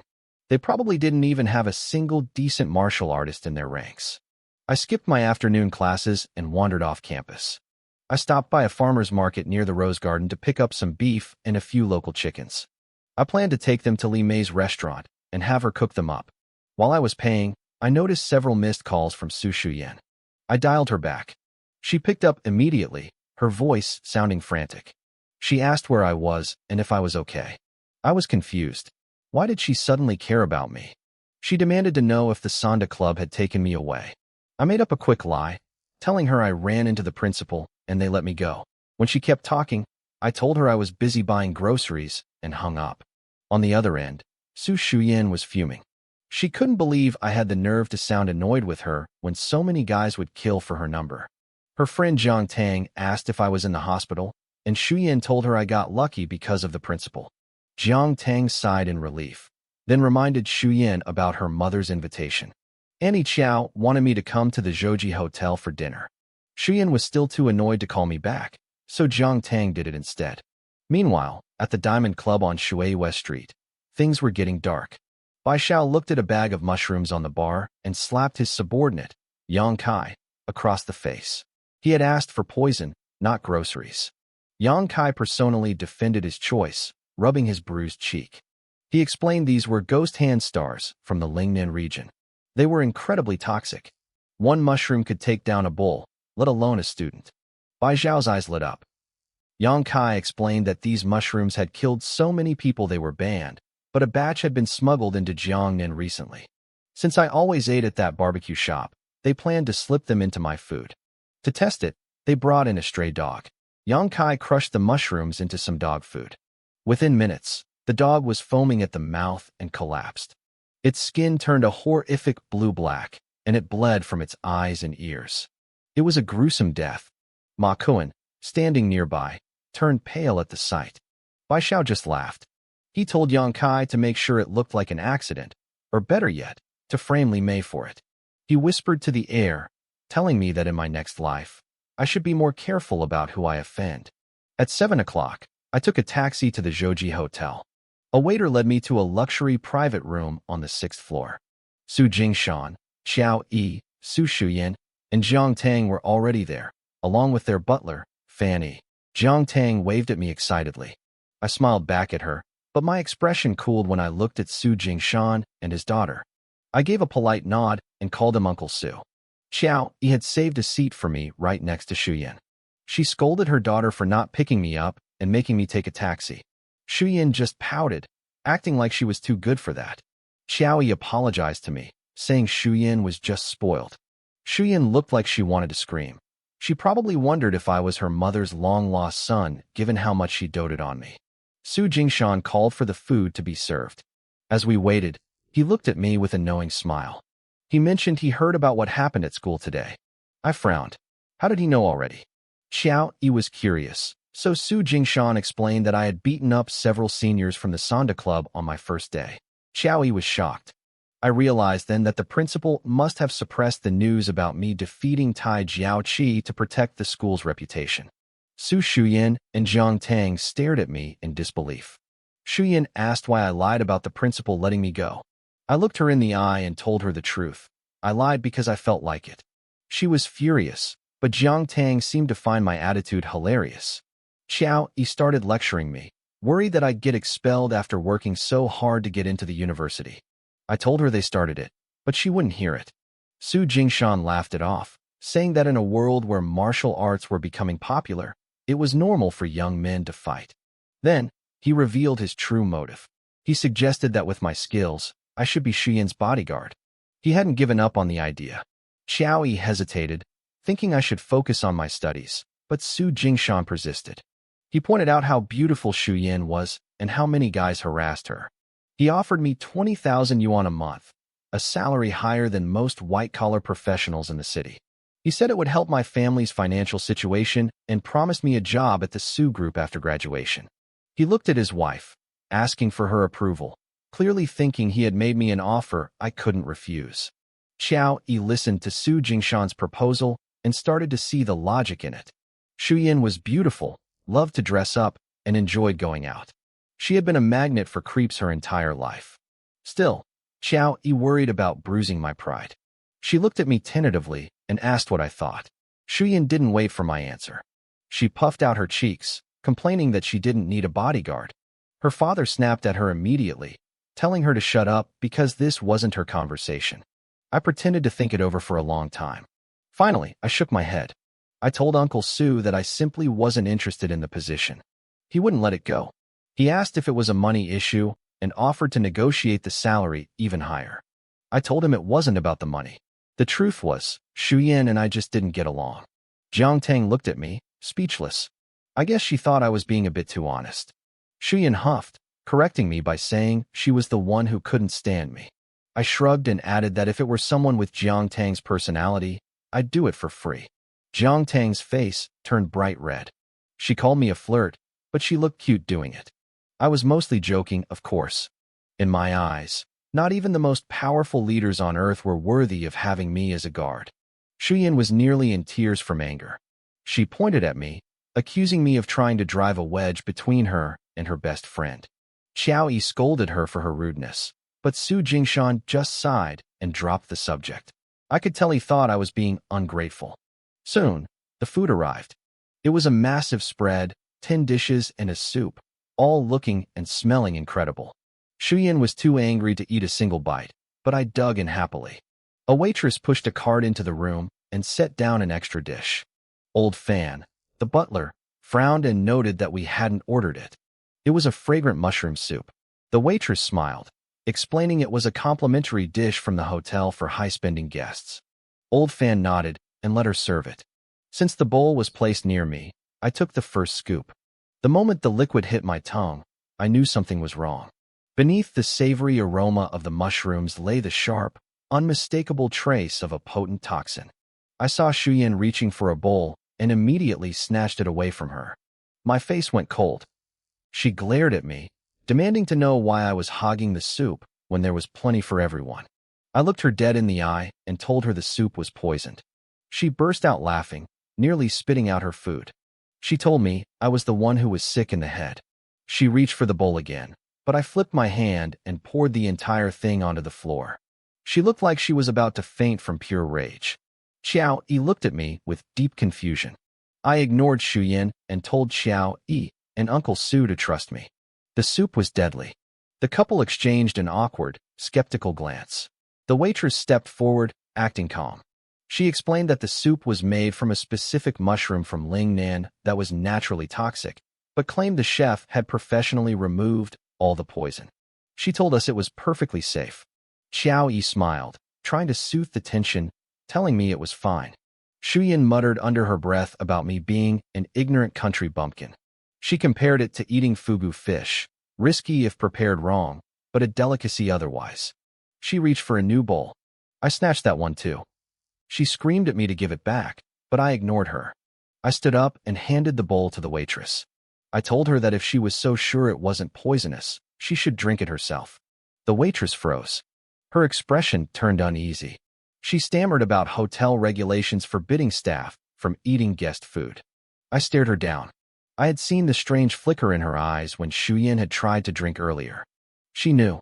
Su Jingshan was losing his patience. He told me to sit down and stop making a scene, insisting a 5-star hotel wouldn't make such a basic mistake. Jiang Tang asked the obvious question. If it was poison, why was I fine after drinking a mouthful? I didn't answer. Before I joined the Pure Yang Infinite Palace, I had studied medicine for 400 years. I knew there was enough toxin in that bowl to kill an elephant. I was fine because my cultivation made my body incredibly resilient, and I had once consumed the gallbladder of a black forest snake, making me immune to most poisons. But if I told them that, they'd think I was insane. Shuyan mocked my silence, calling me a fool. I turned my gaze towards Su Jingshan. I looked him over for a few seconds and asked him if he had suffered from nosebleeds in the last 3 days. He froze. He looked at me like he'd seen a ghost. He had indeed had a nosebleed 2 mornings ago, but he hadn't told a soul, not even his wife. He wondered if I was some kind of fortune teller. I told him plainly that it was because he was physically deficient. The room went silent. Both he and Xiao Yi looked incredibly uncomfortable. Shuyin started yelling at me again, but I cut her off. I told him he had been taking an expensive supplement recently, but he had overdone it. It caused internal heat. Besides the nosebleeds, I bet he had swollen gums, insomnia, and a bitter taste in his mouth. The shock on their faces told me I had hit the mark perfectly. Xiao Yi asked how I could possibly know all that. I told her I had studied traditional Chinese medicine. Then, I pointed back at the soup. I told them with 100% certainty that it contained a lethal poison. The couple was stunned. The waitress's eyes darted around nervously. Shiyin's mouth hung open as she looked at her parents. Su Jingshan saw how serious I was and finally relented. He called Old Fan over and told him to take the soup to a lab immediately to have the ingredients analyzed. Old Fan whisked the soup away. Shuyin leaned back in her chair, crossing her arms. She still didn't believe me. She challenged me one last time, asking that if the soup was truly a death sentence, why was I still sitting there perfectly fine after drinking 3 big gulps? I didn't expect the eldest mistress of the Su family to be so focused on me. I teased her, pointing out that she even knew exactly how many gulps of soup I'd taken. Su Shiyin's face turned red, and she trembled with rage. She snapped at me to stop being so full of myself before turning away in a huff. I was about to explain why the poison hadn't affected me when the atmosphere in the room shifted. The waitress, who had been acting timid all night, suddenly spoke up. Her voice was cold, sharp like a blade. She asked me if my medical skills were really that powerful, enough to neutralize the toxicity of something called ghost hand green. I looked at her and smiled. She had finally stopped acting. Since the guards were gone, she saw no reason to hide. She reached under the food cart and pulled out a handgun equipped with a silencer. She flicked the safety off and aimed it directly at Su Jingshan's head. Su Shuyin screamed. The waitress barked at her to shut up, threatening to kill her first. Shuyin started sobbing, begging the woman not to shoot her father.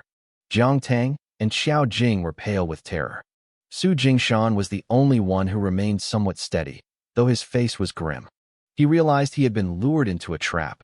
The waitress pressed the cold barrel against the back of his head. She admitted they had to use schemes because Su Jingshan's usual bodyguard, Old Fan, was a high-level martial artist. Taking him head-on would have cost them too much. She kept her eyes on everyone, making sure no one made a move. She ordered everyone to hand over their phones. One by one, 3 phones hit the table.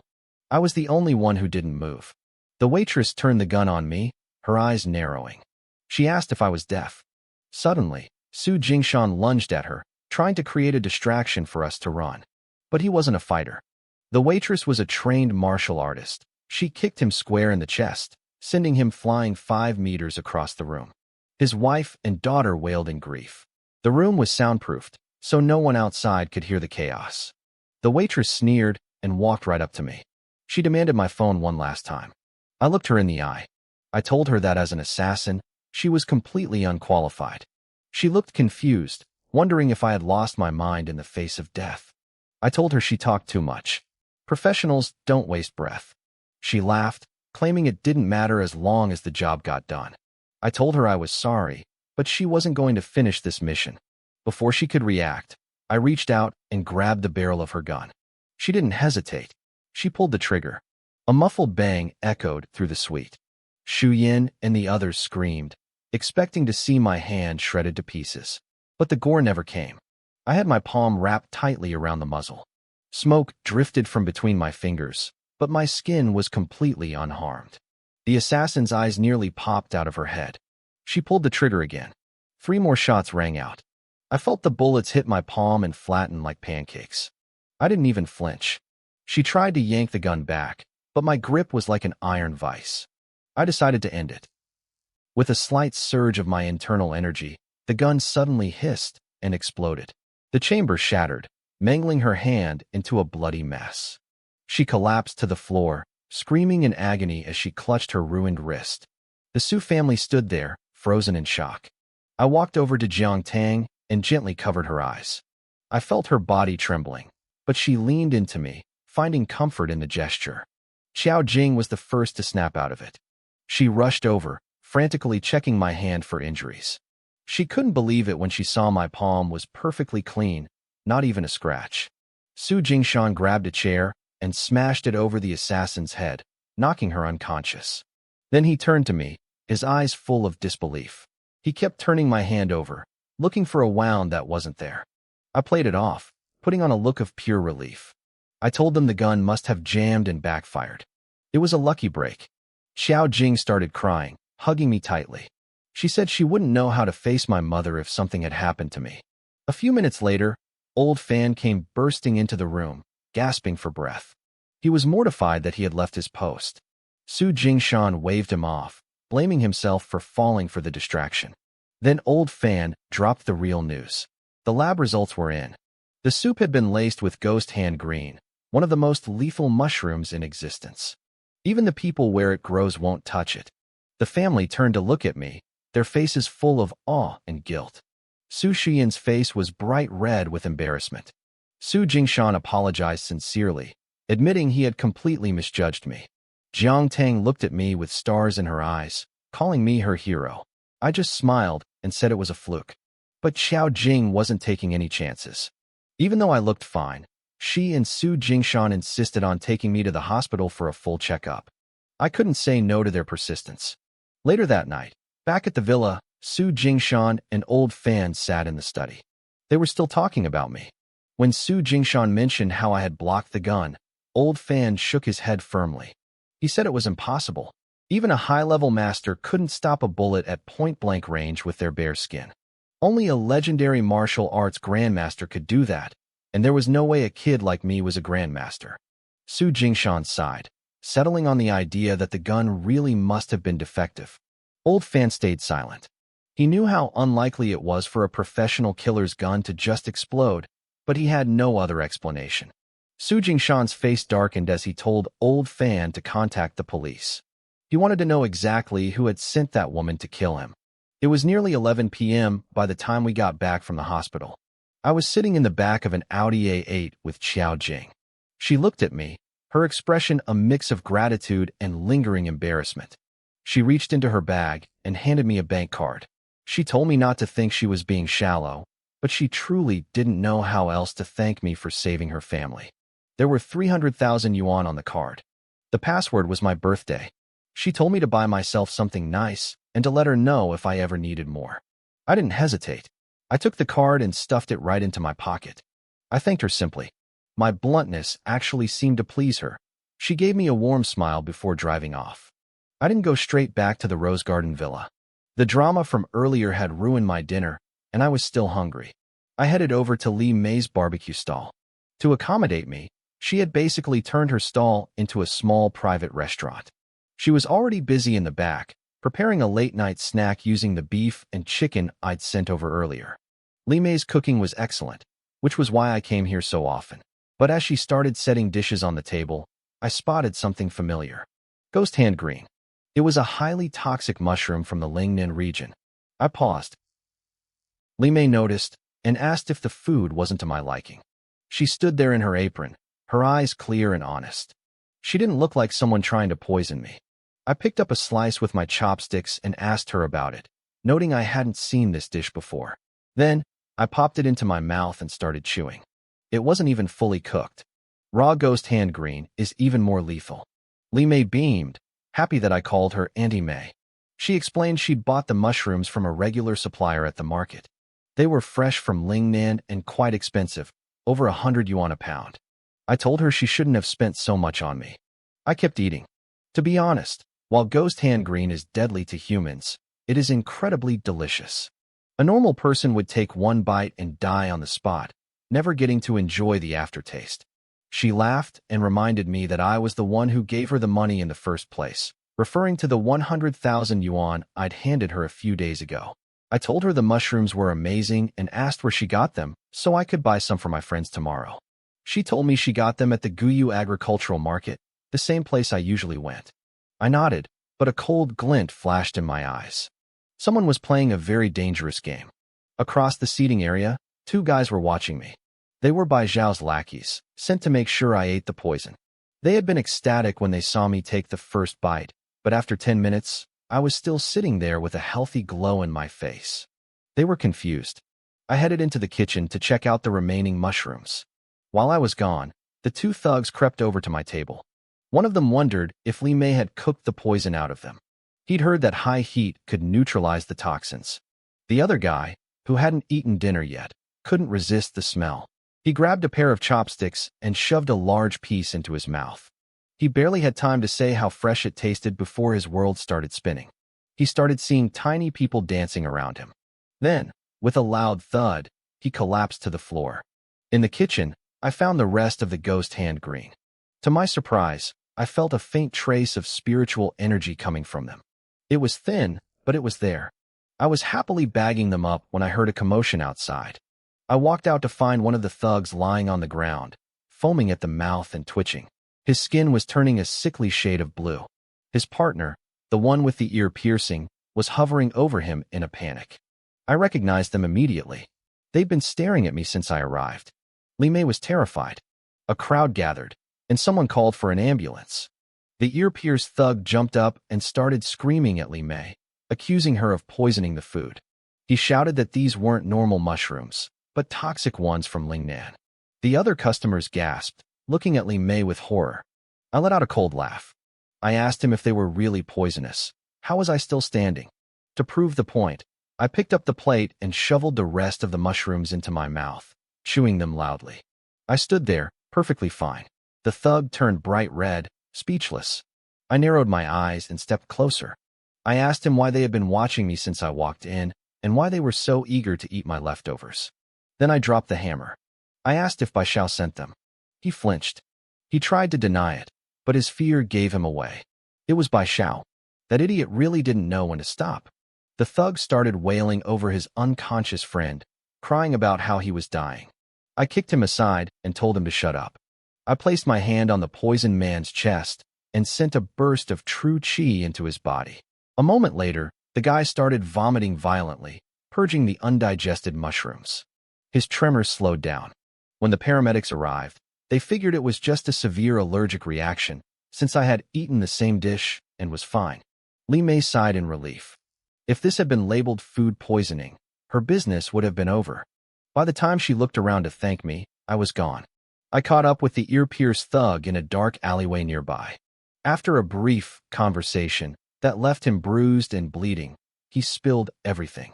He confirmed Bai Xiao had ordered the hit and arranged for the market vendor to sell the poisoned mushrooms to Li Mei. My rule is simple. Once is a mistake, twice is a warning, but there is no third time. Bai Xiao had just signed his death warrant. It was 1 a.m. at the Mingzan Club. Bai Xiao was partying with his crew in a private VIP room, surrounded by smoke and expensive liquor. One of his guys, Yang Kai, was laughing, saying they'd heard I'd eaten the mushrooms and were probably already meeting the king of hell. Bai Xiao leaned back on the sofa, puffing on a cigar with his mistress, Wang Yinghua, curled up in his lap. She asked him what he planned to do with the barbecue stall once Li Mei was hauled off to prison. Bai Xiao just smirked. He told her they'd just find a new tenant. He had no idea that his time was already up. Shuiwei Street had so much foot traffic that there was never a shortage of customers. Bai Xiao didn't seem worried at all. He leaned back and flicked his cigar ash directly onto Wang Yinghua's smooth, bare thigh. He didn't even look at her as he spoke. He mentioned that he'd heard Li Mei had a daughter named Su Wanwan. He had seen a photo of her and thought she looked incredibly fresh and beautiful. He looked around the room and asked which of his men wanted to go fetch her for him. Yang Kai jumped at the chance. He slammed his half-finished drink onto the table, his face lighting up with excitement. He told Bai Xiao that he was the man for the job. He knew the family situation well. Su Wanwan's father, Su Haichao, was a pathetic gambling addict who owed their company hundreds of thousands. Yang Kai laughed, saying the man was such a loser that he'd sell his own mother without blinking, let alone his daughter. The whole private room erupted in dark laughter. Bai Xiao smirked and told Yang Kai to get on it. He promised that if the girl was delivered, he'd waive the interest on the debt. Yang Kai didn't waste a second. He grabbed his phone and called Su Haichao. At first, the man on the other end tried to resist, but after a few sharp threats from Yang Kai, he crumbled. He was ready to obey. It wasn't long before a middle-aged, bloated man with heavy bags under his eyes arrived at the Mingzan Club. Behind him followed a young woman who looked like a breath of fresh air in such a grimy place. This was Su Wanwan. She was stunning, nearly 5'7" with a delicate, pale face and lips that were naturally red without a drop of lipstick. Her long, elegant legs drew hungry stares from everyone in the lobby. She felt the danger immediately. She turned to her father and asked if they could just leave. The only reason she had come was because he'd called her, claiming a friend was drunk and needed help being carried home. Su Haichao looked at her, hiding his own guilt. He started spinning a lie, telling her that this friend was someone who could make them rich. He told her that if she just took care of him, they'd never worry about money again. He even had the nerve to complain about her mother's small barbecue stall, saying it barely made any money at all. Wanwan's eyes flashed with anger. She reminded him that her mother had paid for every cent of her tuition and living expenses while he hadn't contributed a dime to the household. She told him to clear his own debts before insulting her mother and turned to walk away. Su Haichao panicked. He blocked her path, begging her to help him just this once. He promised her the world if she just followed him upstairs. Wanwan was stubborn, but she couldn't out-argue her own father. She followed him to a luxury VIP suite on the second floor. The moment she stepped inside, her heart sank. The room was filled with thugs with dyed hair, thick clouds of cigarette smoke, and women in revealing clothes. The stench of tobacco and cheap perfume was suffocating. Yang Kai spotted them and walked over with a greasy grin. Su Haichao tried to act like a big shot in front of his daughter, hoping to chat with Yang Kai, but the thug ignored him completely. Yang Kai walked straight up to Wanwan, scanning her up and down. He mocked Su Haichao, asking how a man who looked like a shriveled prune could father such a beautiful girl. He even joked that Su Haichao must have been cheated on. The room roared with laughter. Su Haichao just forced a smile and endured the insult. He leaned down and told Wanwan to greet Brother Kai. Wanwan's eyes were red with unshed tears. She clenched her fists and glared at her father. She asked him where the drunk friend was, pointing out that everyone in the room looked perfectly fine. Yang Kai decided to play along. He started stumbling around, pretending to be wasted, slurring his words and saying her father was right. The other thugs, including Bai Xiao, watched the performance like it was a comedy show. Wanwan had seen enough. She told her father she was leaving and turned for the door. But Yang Kai wasn't about to let his prize escape. He lunged forward and grabbed her arm, jerking her back. He told her that since she was already there, she might as well stay for a few drinks. She struggled, begging him to let her go, and looked to her father for help. But Su Haichao just looked away, pleading with her to just stay for 2 drinks. He promised he'd take her home afterward. That was the breaking point. Wanwan screamed at him, asking if he was even human for forcing his own daughter to entertain thugs. She broke down into tears. Yang Kai pretended to be sympathetic, wiping a tear from her face before suddenly spinning around and kicking Su Haichao squarely in the chest. The man flew 5 meters back, crashing into a coffee table. The thugs cheered and whistled as Su Haichao curled into a ball on the floor, groaning in pain. Wanwan rushed toward him, but Yang Kai stopped her. He dropped the act and told her the truth. Her father owed them 650,000 yuan. He told her bluntly that her father had already sold her to them. Wanwan couldn't believe it. She sobbed as her father knelt on the floor, too ashamed or too hurt to say a word. Yang Kai grabbed her by the hair and dragged her over to Bai Xiao. He told her it was time to help her family. He explained that if she pleased Bai Xiao, the interest on the debt, 250,000 yuan, would be wiped clean. Wanwan tried to act tough. She looked them in the eye and told them that if they touched her, her boyfriend wouldn't let them off. But to a group of hardened criminals, a college girl's threats were just funny. They burst out laughing. Bai Xiao finally spoke, puffing on his cigar. He asked if her boyfriend's name was Ning Chun. Wanwan nodded defiantly, saying Ning Chun knew martial arts and was a great fighter. She expected them to be intimidated, but Bai Xiao just laughed harder. Yang Kai leaned in close. He admitted that Ning Chun was a good fighter. They had already learned that the hard way. But he told her that it didn't matter how well someone could fight. They had 1,000 ways to kill a student: guns, cars, or poison. Then, he dropped the bombshell. He told her Ning Chun was currently in the hospital being rushed to the emergency room, and that he likely wouldn't survive the night. Wanwan's world shattered. She froze, her voice trembling as she asked what they had done to him. Bai Xiao grew bored of the chatter. He waved his hand, signaling for everyone to get out. Yang Kai grinned and led the crew out, dragging the weeping Su Haichao with them. Even Bai Zhao's mistress, Wang Yinghua, followed them out. Wang Yinghua stepped outside the club to catch her breath and light a cigarette. As she exhaled, a familiar face walked out of the shadows toward her. She froze, the cigarette nearly falling from her lips. She pointed a shaking finger at me, her voice cracking as she asked how I was still alive. I looked at the heavily made-up woman and smiled. I realized then that she must have been in on the poisoning. I didn't know yet that Bai Xiao was inside with Wan Wan, but I knew exactly why I was here. I told her it looked like she had some explaining to do. I only knew about it. I didn't help them do it. Wang Yinghua knew exactly how terrifying I could be. She dropped her cigarette, her head shaking so hard it looked like it might fall off. Seeing me standing there, looking perfectly fine, she realized something important.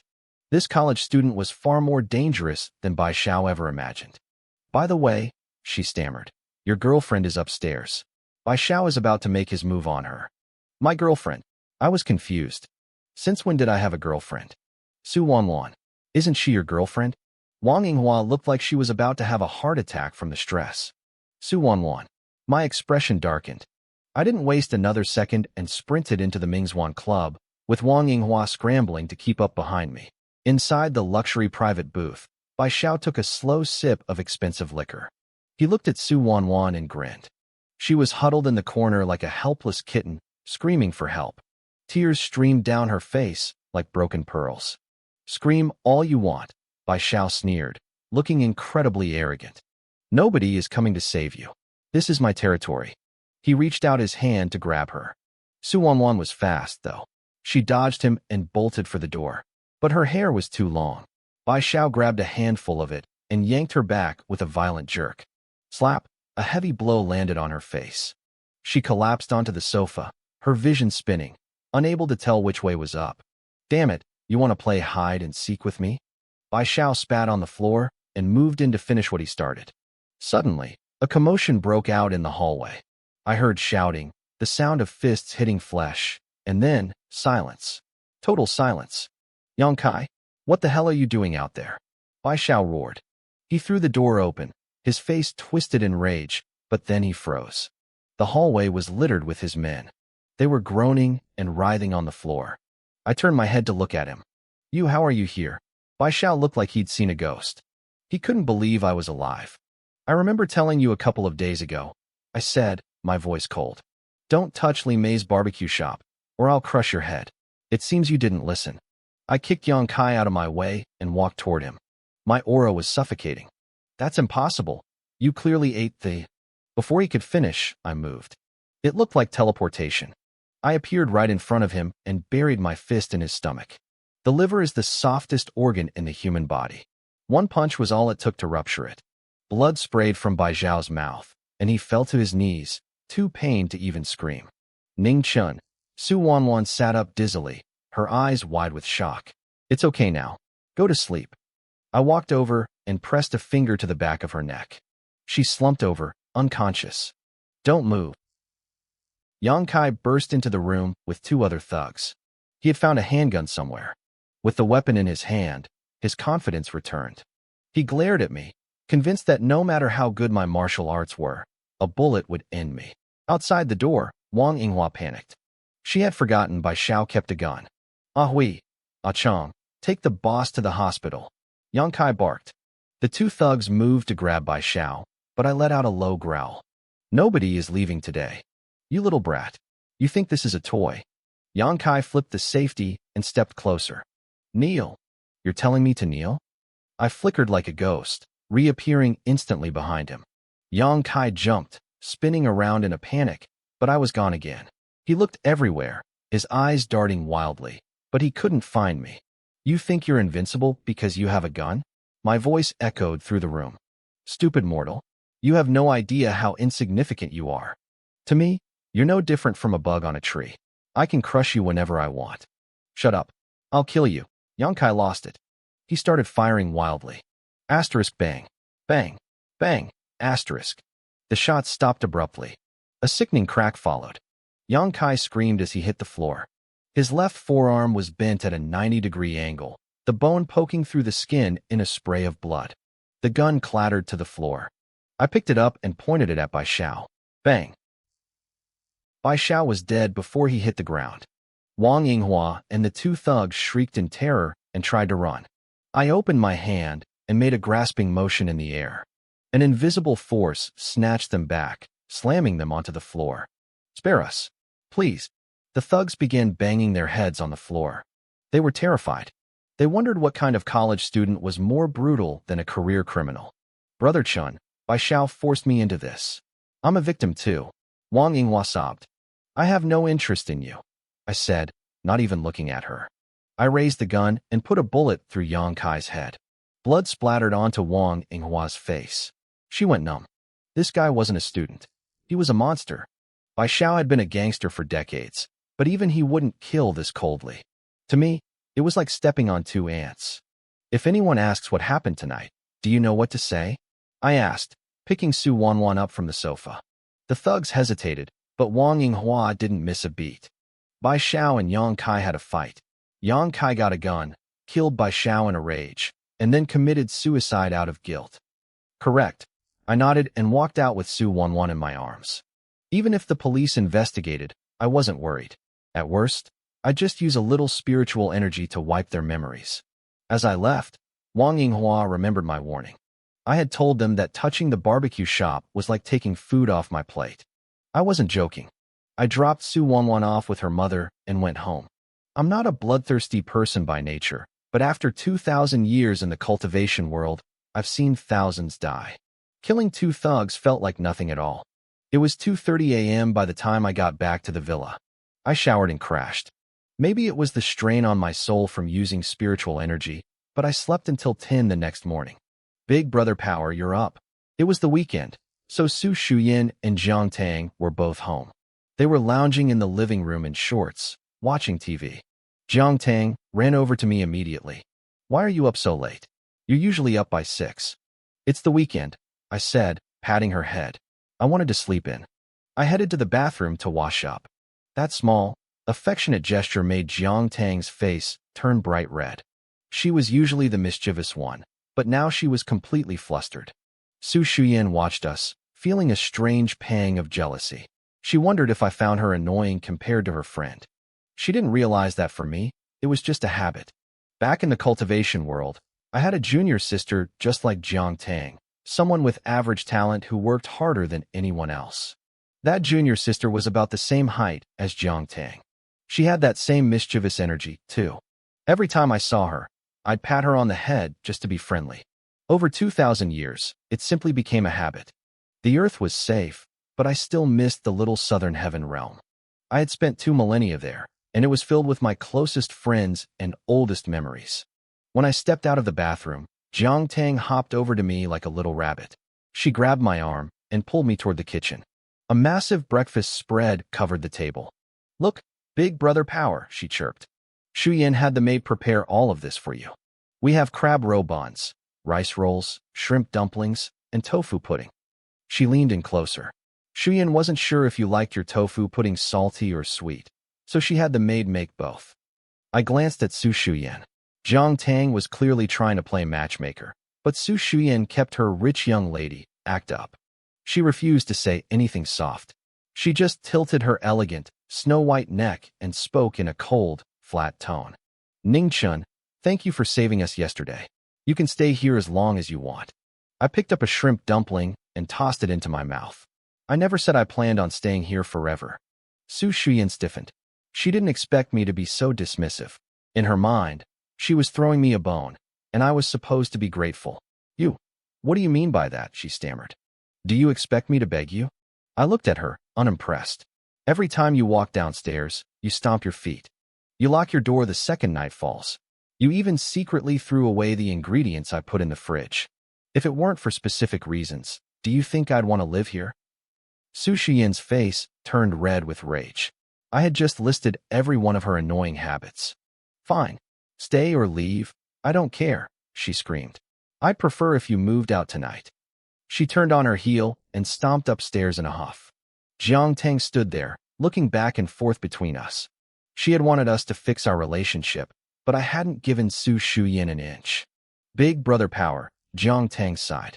Are your zodiac signs clashing or something? Why do you fight every time you see each other? It's a possibility, I said casually. After breakfast, I went out to walk the dog. The dog was a German shepherd named Black Dragon that Su Shuyin owned. He was missing an ear. Usually, the maid walked him, but since I moved in, the job had fallen to me. Black Dragon and I had become fast friends.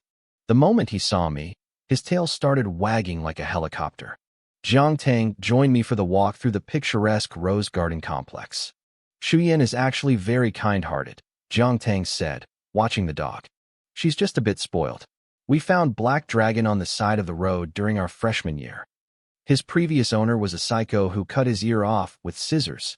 Shuyin felt so sorry for him that she brought him home to raise him. I nodded blankly. Kindness was fine, but it didn't make her less loud. That night, Jiang Tang tried to talk to the sulking Su Shuyin again. Shuyin, why don't you cook a bowl of noodles for Big Brother Power tomorrow morning yourself? Why should I cook for him? Su Shuyin snapped. He saved our lives, Jiang Tang reminded her. And your parents' lives, too. That's a massive debt. He just stumbled into it by luck, Su Shuyin muttered. I think he's being cold because your gratitude lacks sincerity, Jiang Tang argued. A breakfast the maid bought doesn't cost much. You need to show effort. Su Shuyin looked horrified. What else do I have to do? Marry him? No way. I'm just saying you should cook, Jiang Tang laughed. It will move him. Fine, Su Shuyin groaned. I'll try. The next morning, she went all out. She looked up tutorials and asked the maid for help.